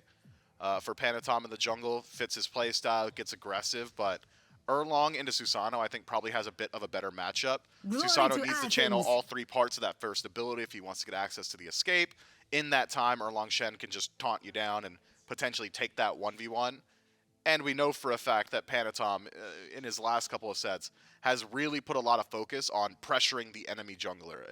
In the early portions of the game, in the mid-game, it's always, hey, I'm on your back camps, or go to your speed, I might just be there. It's kind of like the Old Spice Terry Crews commercial. He's just everywhere.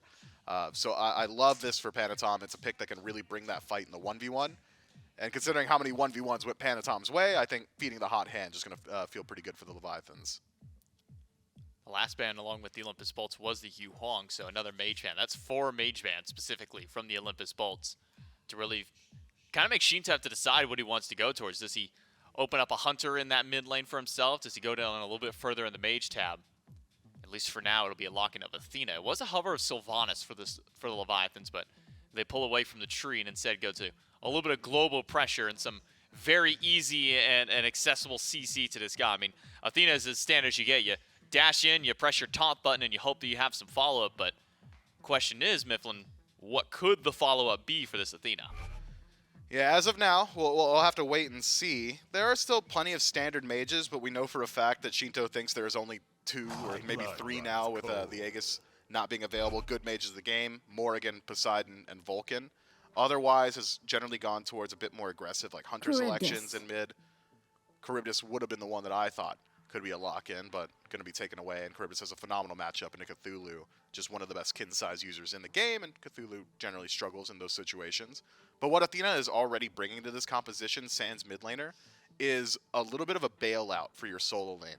The general answer to Cthulhu in the solo is camp him early, get on top of his blue buff, send a couple dives his way, get aggressive, make sure that this Cthulhu has as tough a transition into the mid game as possible or into the late game.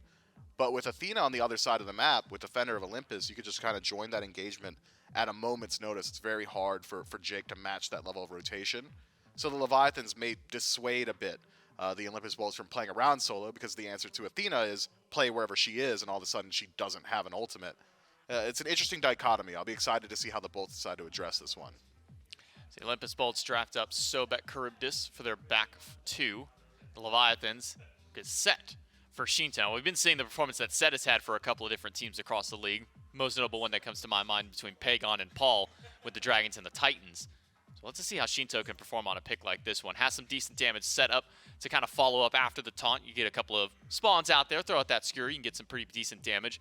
But it seems like taunt into maybe Fields of Love could be the answer, a taunt into a Heart Bomb for Atlantis Leviathans. How does the team fight kind of play out for this squad? Because you've got this big, beefy front line with this Cthulhu, and then you've got a couple of divers out there with the Erlong Shen and the set. It kind of feels like this is the leave Zatman on an island style of composition, Mifflin. Yeah, I imagine Zatman probably will be on his own for a whole lot of these late-game team fights, but the ability to just flutter forward, Heart Bomb off CC is going to be pretty strong, especially considering the space control the Atlantis Leviathans have got.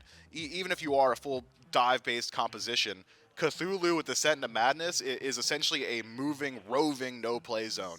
Don't want to get knocked up 14 times, turn tail and run. Not exactly a great opportunity or a great option because he's going to knock you up as you're running away as well. So I think the Atlantis Leviathans have got great aggression in their composition, whereas the Olympus Bolts is a little bit more pick-focused. You want to play around the pluck from Sobek. You want the Susano to find these opportunities to kind of go for these one-on-one engagements, or maybe catch Zatman rotating these team fights, or catch the set before he's able to get involved. Otherwise, Double Hunter Draft has good answers to Cthulhu. It's just whether or not the Cthulhu is the main part of that front line of the team fight. And between both Erlong Shen and Athena, feels like dealing with just Cthulhu isn't going to be enough. Yeah, and with the Double Hunter, as you mentioned against Cthulhu, easy to get the kin size pickup for both of them. Could just be seeing the double yellow numbers build up for these two hunters of the Olympus Bolts. Maybe some easy to shred in that regard. So maybe it also then comes down to a little bit of Wrong U trying to soak up some of that damage for Haddix in some of these team fights, trying to keep this Cthulhu alive a little bit longer. But we know what happens with Sobek sometimes go into the back line. They go for a pluck, and then all of a sudden, Carrie's got beads. Could be a little bit dangerous out there. We'll see if the Olympus Bolts can bring this one back and take us to a game 3, or Leviathan's going to set themselves a record. We'll find out in game number 2 with Gore and Trelly. After a 55-minute game number 1, I'm curious to see how this one shakes out. The Bolts in a position of aggression a lot of times throughout game number 1. The Leviathans still come out on top. Now they're 1 win away for the Leviathans from finding the longest set streak in SPL history. It's going to be a fun one to watch if they can pick up that kind of pace. Double Hunter was the talk on the desk just now, Trelly, for the Bolts having the Ishtar and the Charybdis. But it's a double, I'm going to call it double assassin, even though Erlong's technically a warrior. For the Leviathans, the Erlong for Panatom set mid. We saw yesterday how much damage that set can do in just the blink of an eye. You definitely can. Awesome Jake getting the pluck. That's going to be enough to make sure Wrong U does not steal the minis. I think that's going to be a net win. Your clear is a little bit worse for the wear, but because you have, you know, the Charybdis, your clear should be just fine. And I imagine Olympus Bolt's not too much worried about it. How long has it been since we had a Sobek Athena lane? That's That's just not a common match. I cannot think of a time to where we've had a Sobek Athena lane, to be honest. Maybe this was the answer, though, for the Olympus Bolt, who found all sorts of pressure. We're winning every team fight, but could not break the base. Could not get the Phoenixes. Double Hunter. This is the way they're going to go to. This has been their answer before. Didn't work out last time. But you have to imagine there's a lot less burst on the side of the Leviathans this time around. If you can wait out Shinto, if you can survive this set, could be sitting just fine. Ven's going to have to play smart here. Doesn't want to get his dash blocked by Panatom. Panatom gets the root. Actually dashes forward for Venenu aggressively. The damage is there. The beads are used by the mid laner for the Bolts. But it is not going to be a first blood just yet. I believe, and call me out if I'm wrong on this, but I think didn't it take like 12 minutes, 13 minutes last time for there to be a first blood? A lot of fights that happened in those first 10 minutes. But much like there, someone just barely gets out of the position that otherwise would have caused them too much trouble. Yeah, I will not call you out, because you are correct. It was a lot of action, but not Would have too been much. funnier if it had been like 4 more, like if I had just imagined the first blood that early and then it would actually happen in like 18 minutes. Yeah, like nope, there was no kills. Yeah, you're wrong. It was 4 minutes later. Yeah, not even close. But it was a lot of fighting Alas. and a lot of getting out with 1 HP, relics Yes. being burned, that sort of thing. Panatom, you can tell, really wants Ven. He got the beads down early and wants to get aggressive onto this Ishtar, but Ven is playing as smart as you can, underneath the tower, clearing waves, that sort of thing. And that's what I was expecting. Lasbra had a phenomenal early game on the Erlong Shen in game number 1. But you could tell, once he started losing those 1v1s versus Panatom, once he started realizing the Dodgy just had a better late game, I didn't think he would go back to an early style jungler. He wanted to go to something that can have late game 100 to 0 potential, and right now, there's almost no one doing it better than Tusano. So Lasbra tired of that, wants a different look. I expect him to want to get active early as well. You have to imagine, though, CC is abundant on both of these squads, right? Admittedly, some more single-target oriented, just in terms of the pluck. But otherwise, you've got massive slow that can come down from Jake. You've got anti-heal built into the kit. Lasbra with knockups, pullbacks, chase down potential. Baskin being Hades. Yep, he is Hades. A lot of potential for the bolts to kind of kick fights off. But then you get the Cthulhu. You get the Erlong Shen with the pin and the taunt. You get Set being Set. Wrong Yu having the taunt as well. It feels like the Leviathans have just as much, if not maybe a little bit more, to just kind of decide to fight in the midst of the jungle or in the midst of the lanes, depending on when they decide to do it. Admittedly missing out on the secure that the Kraken brought, Right. but maybe I think we saw was it Panda Cat on Twitter who had said to maybe hang that one up for Shinto. He did say no more Poseidon. And Shinto even responded. He said they were too fast. He said the bolts were too fast. He couldn't hit Krakens. I believe the exact word was that they were playing Smite cars. So he said they're just too fast. You know, can't be doing that. Either way, I think the set's going to bring a different level of team fight presence, and we know Shinto can perform on all different styles of mid laners as well as just I'm anticipating a good set game. a good set and a good set game.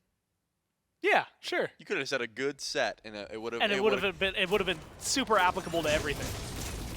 Unfortunately, I thought for sure that was going to be first blood. Instead, you've got help from your jungler. You've got help from your support. They get in, they get aggressive. They get first blood for the Leviathans. A clean play, and it goes onto the set himself, Shinto.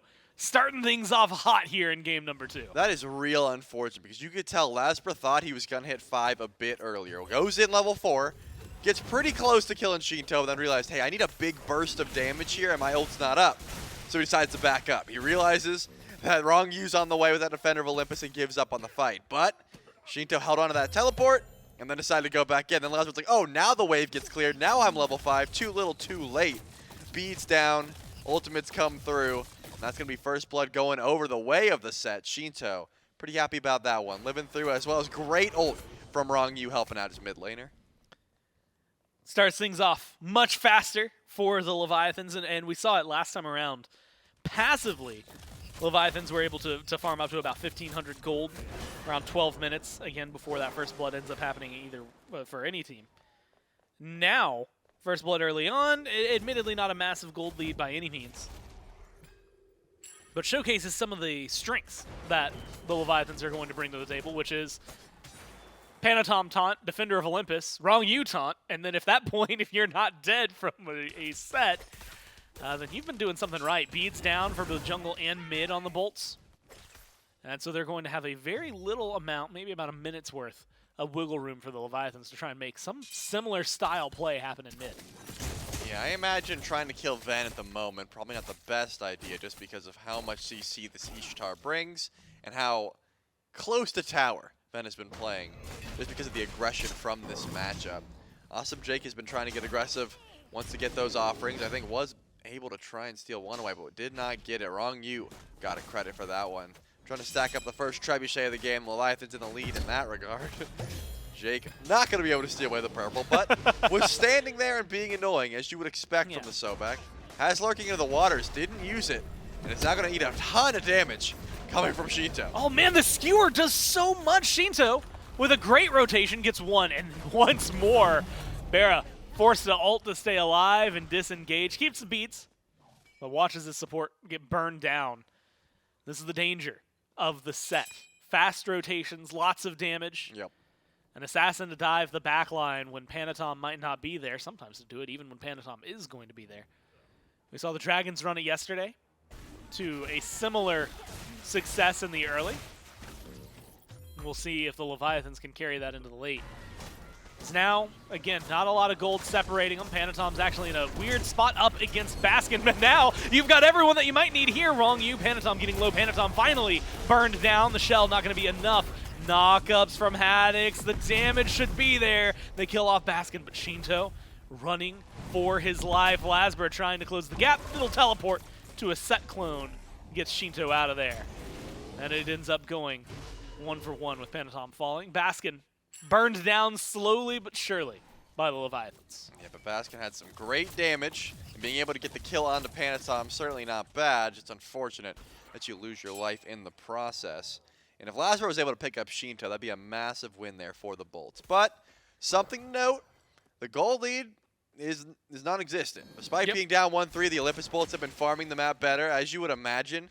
I mean, Hades up against the Cthulhu is going to just be insta-clearing the wave and has all sorts of pressure, so I imagine Baskin sitting just fine in lane, as well as Shinto being able to get 2 kills. Yes, huge, but had to rotate out of lane to do so, which means Ven got some solo farm. Those sort of things start to add up. So the kills are all well and good, but the farm game, the Olympus Bolts, have been just fine. Even Zapman falling a level behind as the Cupid into the Charybdis, despite the fact that there's been a lot of aggression put towards this Charybdis. But remember, this all started from Awesome Jake getting caught out at this last purple buff. Could happen again. Let's see. If Shinto makes that rotation over, could be very similar to the first kill we just saw. Jake trying to be a nuisance, as per usual. Not successful once again this time around. Or maybe successful in the nuisance part, not successful in the steal while being a nuisance part. And so it is, like you said, very, very small gold lead. Vin, you had mentioned someone that they might not want to gank because the CC that comes out of it does not matter to Shinto and Panatom. They burn down the mid laner from the Bolts. And this set, I mean, look, 2-0-2 doesn't necessarily get the credit for that kill, but it is insanely frightening what it is capable of doing this early on in the game. Yeah, unfortunately for Ven, did not hit the ult onto Shinto, couldn't CC that damage, as well as got his dash caught, as you would imagine. Very difficult to catch out the jolt there.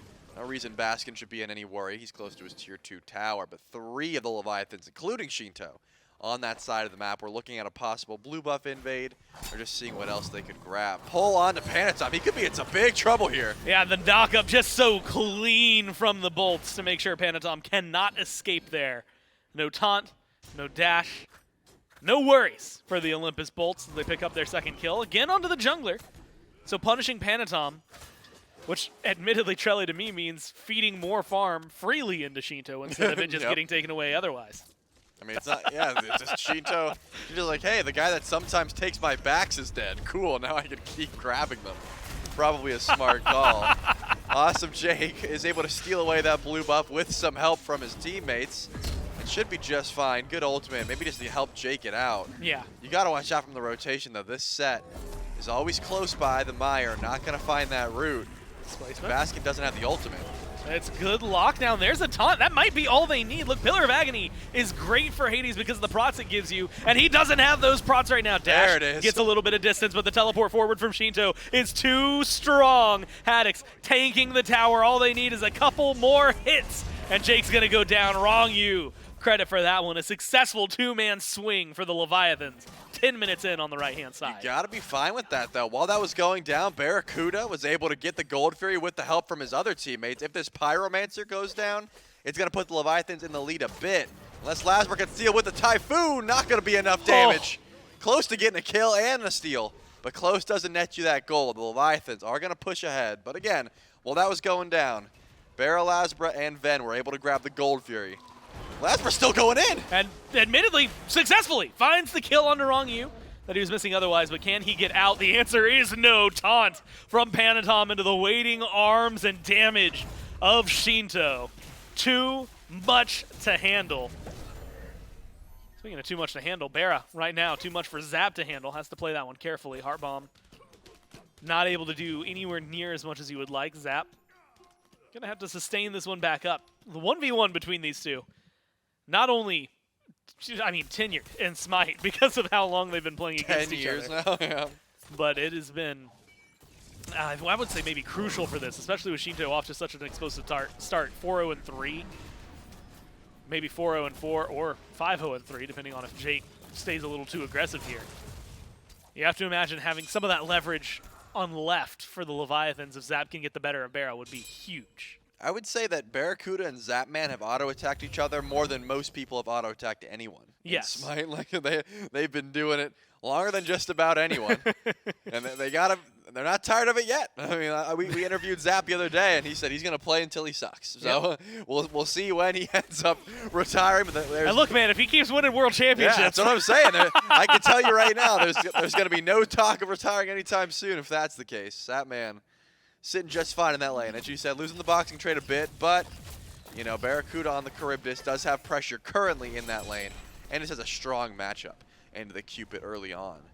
Looks like the rest of Leviathans are trying to rotate over, trying to catch out Barra at the purple buff, but Shinto's given up and said, hey, we'll let the duo lane get there. But Ven and Lasper are close by. Wrong, you actually dashes in. He doesn't realize everyone's here. It gets a taunt onto Barra. Barra forced to whirlpool form away. Jake is isolated right now. Baskin's going to be joining the fight here. Haddix moves forward, looks for displacement. There's the Fields of Love. There's the lockdown, and Jake should be killed here. Shinto takes that one away from the Heart Bomb.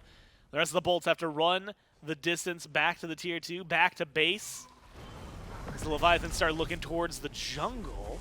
Why are they here? Felt like the Bolts wanted to fight a little bit more. Not going to be able to. What a wild, I mean, 13-minute 5-man rotation from both teams for the tier 2 on left. Yeah, it was not a Gold Fury attempt. The Gold Fury's been done. That was just, hey, Haddix, can you teleport in? We want to invade purple. And Haddix said yes. so Baskin said, darn, he's teleporting in. I guess I'll back and walk over to my purple buff this game. And the Leviathans make out like bandits. They get their gold, they get the invade, and they get their kill on Awesome Jake. Unfortunate. I don't know what to say about that one. Just good rotation. When the teleport does benefit you, Baskin going with the Blink Beads combo. Can't match that pressure. Wasn't able to make it quite in time. Not sure if it would have mattered. I think Jake was just caught out. It was a good taunt from Wrong You. Now we can take a look at the XP. 2 levels in favor of Shinto. I mean, just take a look around. 3,000 total. The gold, not the biggest, 1,500. Still helps Leviathans, but the XP is really starting to add up here. That means a lot for him. And yeah, of course, like you said, you'll never guess where it's ended up. It's in mid. 2 levels up. Shinto giving us visions of what we're used to for him. It is worth mentioning is yesterday before their set, Haddix walked by. We were talking about the length of their win streak at the time, saying, oh, if they're on a 9-set win streak now. If they win this one, it's 10. And I think it was, I want to say it was Dave just yelled out into the hall saying, Haddix, do you guys think you're peaking at the right time or is it too early? And he said that it was the right time. And we'll see if that continues to be the case here. As so far, first seed playing incredibly well.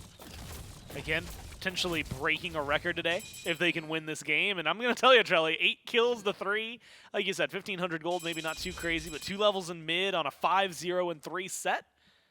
I'd say the Leviathans are feeling pretty confident about game number 2. Yeah, definitely seems like it. Wrong You is going to step up and award the red buff of the Bolts as that Primal Fury starts to spawn back in. Remember last time when this Fury was up, there was a massive rotation over to right lane. Looking at Awesome Jake, and I believe Baskin underneath that tower, looking for the hardcore dive. So you can imagine the Leviathans don't want to put any pressure anywhere that's not on this Primal Fury, and Zapman's going to start the pull. Awesome Jake jukes out the pluck. But here come the rest of the Bolts. Haddix is definitely going to get here first because of the teleport, and he's deep in the enemy jungle. Yeah, might be able to catch people off guard. I mean, admittedly hard. You're a giant hulking behemoth that is Cthulhu. Does force out some discomfort in mid. Might force out a little bit more. Jake comes back in trying to lead the way for his team. He eats too much damage. It doesn't matter that you're lurking in the waters. The waters are dangerous. And the Leviathans living up to their icon. Pull them deep and feast. Now they're going to be able to pick up a Primal Fury on top of that. Feeling really solid. Now 9-3, 5-0, 4 for Shinto. A massive bounty sitting on his head. And it doesn't seem like a care in the world. Yeah, it doesn't seem like anyone's going to be able to claim it anytime soon. Shinto's been positioning quite well and has both relics available. As you said, Primal Fury goes down. I thought the Bolts were going to go for the default Pyromancer pull, but they aren't able to go for it just yet. They're pinging out where Shinto and Pantom are currently. Looks like getting the beads down onto Shinto, but Lasbra not doing enough damage just yet. Yeah, finally has some help, right? I mean, if that is just the 1v1, I don't know that Lasbra is able to win it, but Vin, Baskin join the fray, and they help put Shinto down in the dirt. Make sure that he's not going to rise up for a little bit. 30 seconds without the set. Opens up an opportunity for the Pyromancer for the Bolts. Not a lot of fight that's going to come out of the Leviathans here. And just like that small lead that was cultivated for the Leviathans a second ago, now it gets chipped back down within that 2,000 range, Trelly. Very, very winnable for both of these squads, despite the early success from the Levi's. I will say, there's something that looks a little goofy about the shotgun autos. You see like a crit for 39, and you're like, wait, how much is it hitting for if a crit for 39? Must be like 17 total damage onto the Pyromancer, but you got to imagine there's about 5 of those shots, so it really does start to add up.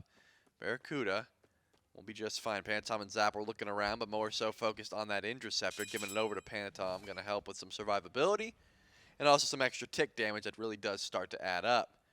But the gold is in favor of the Leviathans, as it has been for a bit.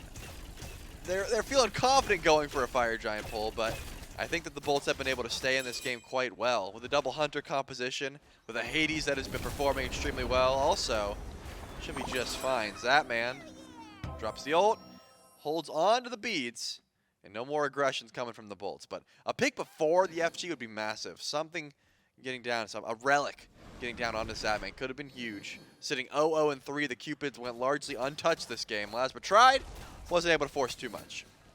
Yeah, has not yet unlocked the death for Zapman. We'll see if they even bother staying on that side of the map. Fields of Love being down is a small opening, but like you said, with the relic still up, kind of feels like you're just in a boxing match area. And even then, it's kind of like, why bother for some of it? Bear might try to steal away a purple. Won't be successful there. Zap feeling reinvigorated, has Wrong You on the way. Taunt's going to be good onto Barra. Forces the ult. They just need a little more damage to find the kill. One more hit is all it'll take. You've got 3 people over here. Haddix finally gets credit for that one. A huge rotation from the solo laner. Doesn't even use the teleport this time around. Runs the old-fashioned way.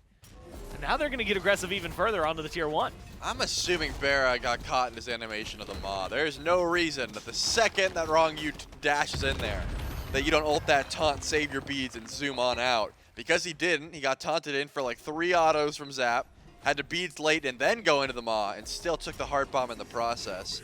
A little bit unfortunate, but now Lazarus, Basket, and Jake looking for Cupid once again, but Zap returning so much damage, he doesn't even care. Yeah, Lasbra just deleted. Zap's low, though. One more hit is all it'll take. Finn able to find that one, but Jungler for ADC with Barra on top. Wrong You trying to stay alive. Knockups good from Haddix. Dash good from Wrong You. Might come back in for the taunt because now they've got Shinto, and Shinto once more. 2 kills for the mid laner, looking to make it 3. Baskin's going to stop him down. Find 2 on the defense, make it a 3-for-3 trade with a beautiful, beautiful splash of damage. Yeah, you don't group up against the Hades, especially not with Polynomicon. I'm amazed that Shinto thought he won that. I looked at build, I saw no brawlers, and I was like, wait, you're still diving? He's got Claw Poly. So great play from Baskin.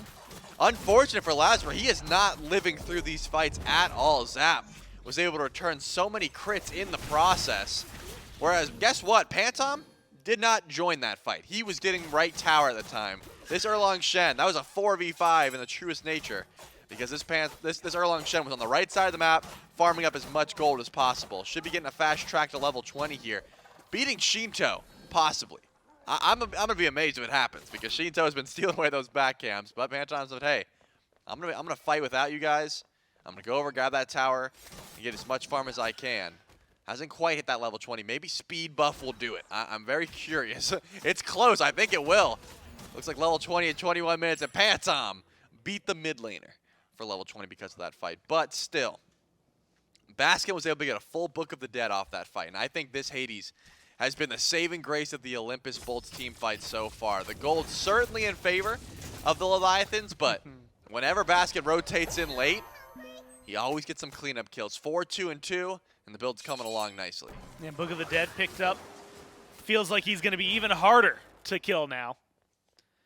Although, maybe not as wild as it once was. Still super helpful in a lot of these scenarios. We'll see where they end up. Yeah, 120.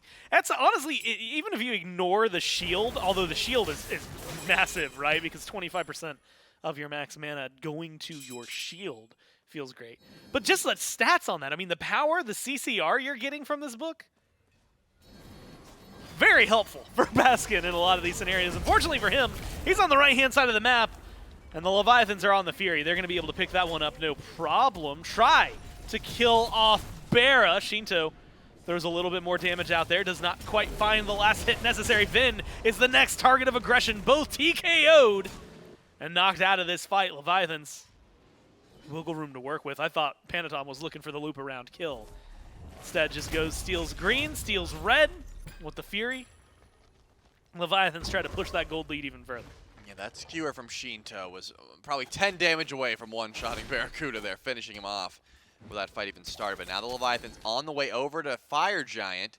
Zapman's got Deathbringer, triple crit items, and the pull is going to begin. Remember, Baskin, the saving grace of this team, is going to walk up, but it's immediately chunked by Shinto. I'm not even sure he's in this fight anymore. Yeah, Baskin has to play carefully. Jake walks forward. Leviathans get the Fire Giant, and now the fight is on. Haddix, descent into madness, knock up onto Jake. Baskin goes forward. Baskin getting slowly whittled down. Zapman, credit for that kill, and Shinto still on a tear, still looking for more. The team can't decide who's next, but they're all on the chopping block. 3-for-none trade. Leviathans lead 16-7. And all 5 have the Fire Giant. Yeah, they got an Oni Fire Wave as well. That right side bird, certainly the topic of conversation, but the Leviathans are smart. They're splitting up, sending Shinto and Pantom to go for that mid Phoenix as well. It's up to Bear and Ven, and I'm not sure their defense is going to be enough, especially with no relics available for either of them. One taunt, and this game could be over. Well, Shinto goes in immediately, gets a lot of damage. Rooted, CC'd out by Vin. Bera gets the kill there. Panatom low, and they're trying to hold on, but Vin does not have much to do. The crits are ringing true, but he just gets body blocked. Can't do anything about it. Does buy Jake time to spawn in. Baskin, Lasbra about to be here as well. Trades their life, lose right Phoenix, lose mid Phoenix, and they might lose a little bit more. Jake has to be careful. Good pluck on the Panatom. Follow up from Bera's there, but not enough to get the kill. Zap instead turns it around and keeps things rolling for the Leviathans. They drop 1, but they get 2 birds. I'm wondering who Lasper was going to decide to chase there. Doesn't have Blink, doesn't have beads, and the ultimate. It's the only thing he could really use to try and close gap. Maybe trying to catch out Panatom. Not going to be the call. Zapman's close by. Doesn't have relics, but the way Zap's critting, I don't think Lazarus wants to take that 1v1. And actually, might be trying to loop around onto Barracuda here. It looks like Baskin might be able to find out that Zap's on the red, but this could be a massive play here for the Bolts if they can catch him. See what they can do. Lasber's going to see Zap. There's going to be the knock of the ult's good. Fields of Love are out there. Damage not enough from Zap alone. Haddix has to help clean it up 1-for-1. They do shut down the Cupid, but have they paid the iron price? Maybe too much here. Defender of Olympus comes crashing in, and with everyone around, it's a double kill now for Haddix. They're chasing down Barracuda. Whirlpool form doing as much work as possible. Beads doing more to get him out of there. The taunts, not enough to pull Barra back in, but it is still 2-for-1. The Leviathans still coming out on top. Haddix is 5-0, has the teleport up, and it looks like now, group up on the left side of the map. You got one more tier 2 tower, you got one more Phoenix, why not try and run it down? Is there a ward? It doesn't look like it, so the call is probably not to go for this Phoenix instead, just to back up after you grab that tier 2 tower, because Haddix has nowhere to teleport to. This might still be one of the most effective Fire Giants that we've gotten to see in a few weeks, right? I mean, it has been insane. All tier 2s knocked down, or at least 2 of the 3 Phoenixes knocked away. Suddenly you're sitting up 12,000 gold. 20 kills to 9, more than double what the Bolts have been able to put up here for the Leviathans. After a 55-minute game number 1, 26 minutes in, you're looking better than you did at any point in all of those 55 minutes for the Leviathans. I'm loving that we're in a meta where Cupid, who was one of the big proprietors of the auto attack like Kinsai's Xe Odibo build, can go full crit and just out-trade a Susano. Like Lasbra consistently has been trying to go on Zap, and Zap just says, I'm not running. I'm going to look at you, and I'm going to do as much damage as I can. Look at me. Yeah. I'm the jungler. I am the jungler. I am trying to assassinate you. To Lasbra's credit, he was 3 levels down, and that fight didn't look good from the start and was still able to find the pick on the Zap, which is what the call was, but it's been consistent where Lasbra's tried to go to the back line and has been like 3-shot by this Cupid. And that's without even taking into account Shinto, 8, 3, and 6 on this set, full build, and has been for quite some time. Haddix is undying on this Cthulhu into a double Hunter composition. It's not easy to survive as a frontliner for that long into double ADC, but the Bolts just don't have a leg to stand on at the moment. Looks like the Leviathans are going to be merciful. That left side bird will not be gone for, as Fire Giant buff has fallen off. Yeah. So 2 Phoenixes down, and at the very least it's right and mid. Those are pretty easy to defend, especially near a Fire Giant. And it's not that late in the game. We're not in EFG territory just yet. Trelly, I have to apologize to you. Okay. Because I used the wrong meme for Zapman and Lasbra there. Yep. In my mind, it's much more like Bane and Dark Knight Rises, just the, do you feel in control? And that is how I imagine Zapman for this game, right? I mean, like you said, with the crit, with the control that he's had and some of the turnarounds. It's not just Lasbra. He's just the one that's most recently fallen to it. 0-7-4 for Jake has definitely been under the eye of the Keep It a few times. 0-7. Yeah. I mean, Jake has been, unfortunately, Bullied. getting pulled by the taunts. And look at Fire Giant already burning through Bastion. I don't even know if he can get there in time. It's gone. Yeah, they try. And now they're going to try to burn down Haddix. But it is not going to go well for the Bolts here. Surging forward are the Leviathans. Baskin into the Pillar of Agony, tries to get something done, but it's too late. He's just gone, deleted from the board. Lasbra barely able to live through that one, tries to run back to base, will make it there, but it has cost a lot. Fire minions in mid doing work on the Phoenix. Leviathans in right doing work on the Bolts and their base, trying to get things a little more open for them. They've got a 5v4 advantage. They're not going to go for the end just yet. Not yet. Both of those Phoenixes they already had are going to go up down. You imagine Leviathans need one more bird before they feel confident going for that Titan. Remember, Zap is full crit, so it doesn't shred through the Titan like you would expect, and Shinto's not on a traditional mage. He's on set. Titan damage alone, they don't have that much of, but trying to kill the Bolts is something they can certainly go for. That's been easy for him. 0-8 Jake shut down again. Baskin up in 10. Maybe some room for the Leviathans to play aggressive fire minions, regular minions right now, on the Titan. And they're going to get aggressive taunt, not going to be great enough, but Lasbra just crit into hell. Nothing he can do about it. 23 kills to 9, still 5 strong, and a 2-man advantage for the Leviathans on a power play here. Not confident enough. Haddix going to back, reset, teleport back in. You have to imagine that'll be the surge forward. Yeah, give some hearts to wrong you, make sure your tanks are nice and ready, and then just surge forward, as you said. Baskin's ult, not quite up yet, and Titan's already looking pretty low. And it's a good loop around Panatom. Shinto looking for the backline, taunt him in, get the kill on the Vin, and now Baskin trying his best, going for Zap, finally finds him, helps with the Cupid, but it's cost him so much. Shinto gets taken down by Barra. The damage is ringing true, but the Titan is falling too far. They're doing everything they can, and it's still just not enough. The Leviathans in 2 games take the set and put themselves in SBL history as the longest set streak for any individual team. The Leviathans with the 10-game win streak off the back of Haddix, who just would not die. I mean, even on that defense, Bear was able to kill a couple. Ven got some good damage off. Baskin killing Zap before the siege even really began. But Haddix was just, I think he would have ended himself at that point. I mean, that Cthulhu just would not die. And you could tell Bear was like, I need to kill this tank. I am focusing my damage, all my kin-size procs on this Cthulhu. I'm tired of seeing him play it. I mean, he played it on the Bolts. He's playing it on the Leviathans. This Cthulhu is looking disgusting for Haddix. And admittedly, it was one of the things we had highlighted in game number 1 as a huge problem for every time they walked into a Phoenix, Haddix would just go, okay, big form. No, you're not allowed over here. What are you going to do? I'm a wall, and you guys have nothing to break it down with. It just felt so clean for the Leviathans. Yeah, and I know you also got to give some credit to wrong you. The taunt was the engage they needed. It was dash taunt, dash taunt. If there wasn't a kill, it was burning a relic, and the taunt was coming back another 14 seconds. Worked out incredibly well for him. The Athena looks really good. The Erlong looks really good. Shinto looks really good. Pretty much from the top to bottom. Leviathans look solid that game, but you don't got to take it from us. We're going to throw it down to the desk, and they can break it down. Yeah, this one a much cleaner play out of the Atlantis Leviathans, specifically also out of Shinto on this set. I mean, at one point he is diving into the backline against 3-4 people, ends up getting a double kill for himself. That was over at the Tier 1, Tier 2 on the left side of the map. And just overall across the board, a much cleaner performance from the Atlantis Leviathans this time around. Awesome Jake really struggling on this Sobek to kind of be that frontline initiation for the Olympus Bolts. Got picked out one too many times throughout that game. 6, 7 too many times. Yeah, I think quite a few too much out there. But also another thing that was, kind of highlighted by the casters, and I'll echo there, was just the fact that Haddix into a double Hunter, double Kinsai style of composition just wouldn't die. No, and I'll continue the sentiment of Trelly.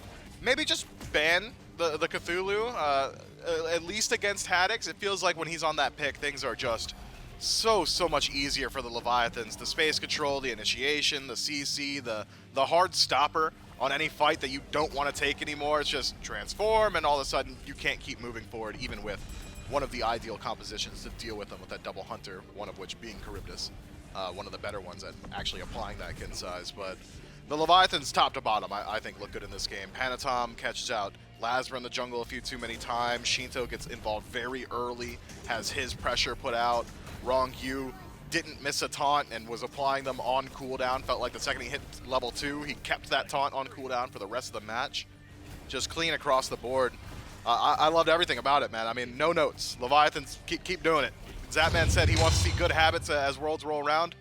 You got them. There are your habits. Just keep doing that. Yeah, I mean, can't argue too much with a 5-0 and 17 Cthulhu out of Haddix, a 10-4 and 9 Shinto on the set, and things up for their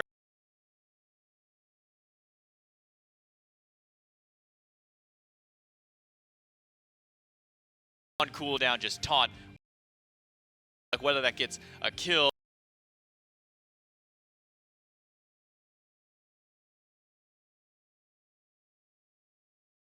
Zapman for our postgame. Talk to them. Yeah, that's right. I've got 7-set win streak, now the longest of any SBL team. How's it feel?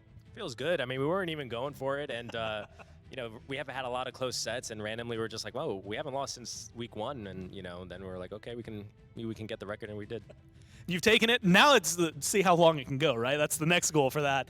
I do got to ask, though, game number 1, 55 minutes long, especially compared to the way game 2 starts. It is really different for, both of you in terms of teams. But what was it that kept you guys in that? Because there were a lot of times, and like 20 minutes at least, that the Bolts felt in control. Yeah, we figured we'd try out an experiment today. We were like, let's leave your mojo open and see what happens, and that's why it was a 50-minute game. But we knew we had a game plan in the team fights, and we were trying to execute. It was just really hard against their team comp, and then finally we got like 2 or 3 good fights in a row, and we were able to take it. Well, you come in, I know earlier you had said that it was maybe too early for you to be playing SMITE. Obviously not, because you come in, you find a win, go up to 11, continuing your win streak. Congratulations, man, on the dub. We'll throw it back to the desk to continue breaking it down. Congratulations to the Atlantis Leviathans for now taking the set streak record with 11 in a row for themselves, finally toppling the NRG record that was set so many years back, that was tied by a couple of other teams so far throughout this phase. But was the Bolts now, actually, right? I believe the Bolts were one. Yep. The Dragons were another one that were able to tie that up. We had a couple of close calls last year, I think, as well, with the Bolts and the Kings and maybe one other team out there. But Atlantis Leviathans, after I think 6 years almost of competitive play, finally able to break that record. And as the standings reflect, now 11-1 for themselves, and if I'm not mistaken, have now 100% guaranteed the #1 seed to themselves, as there's only 14 sets that can be played, with 12 of them down and them 3 up. Solid in that #1 position for the Atlantis Leviathans. They can coast through the remainder of their phase through in next week. That means now it's a battle for second with the Jade Dragons, the Camelot Kings, and the Oni Warriors still. We got a couple more matchups to go today. The Leviathans 2-0 is just the beginning of it, as it's the Camelot Kings and Solar Scarabs up next, and then the Jade Dragons and Tartarus Titans for our final set of week number 6. The Leviathans, they got to be feeling good as a team, not only being able to get this record, but to just show that, yeah, it's phase 3, it's the ramp-up time, and this is a team that's looking really hard to beat, Mifflin. Just good habits established, I think. I mean, it just feels like when everybody's operating on the same page, the Leviathans seem like they're unbeatable right now. And it's such a hard lockdown on exactly what the strategy is going to be, because it's not the traditional, like, sanguine early Leviathans, hey, we're going to go to 35 minutes, we're going to team fight you, we're going to team fight you better. Because there's counterplay to that. It's blitz them early or draft for the late and beat them there. The Leviathans are a team that have diversified their win conditions, and when you have as many as the Leviathans do, well, I mean, good luck locking down which one they're coming at you with. Well, set #1 of the day is done. We still got 2 more to go. Make sure you stick around. The Solar Scarabs and Camelot Kings coming up right after this.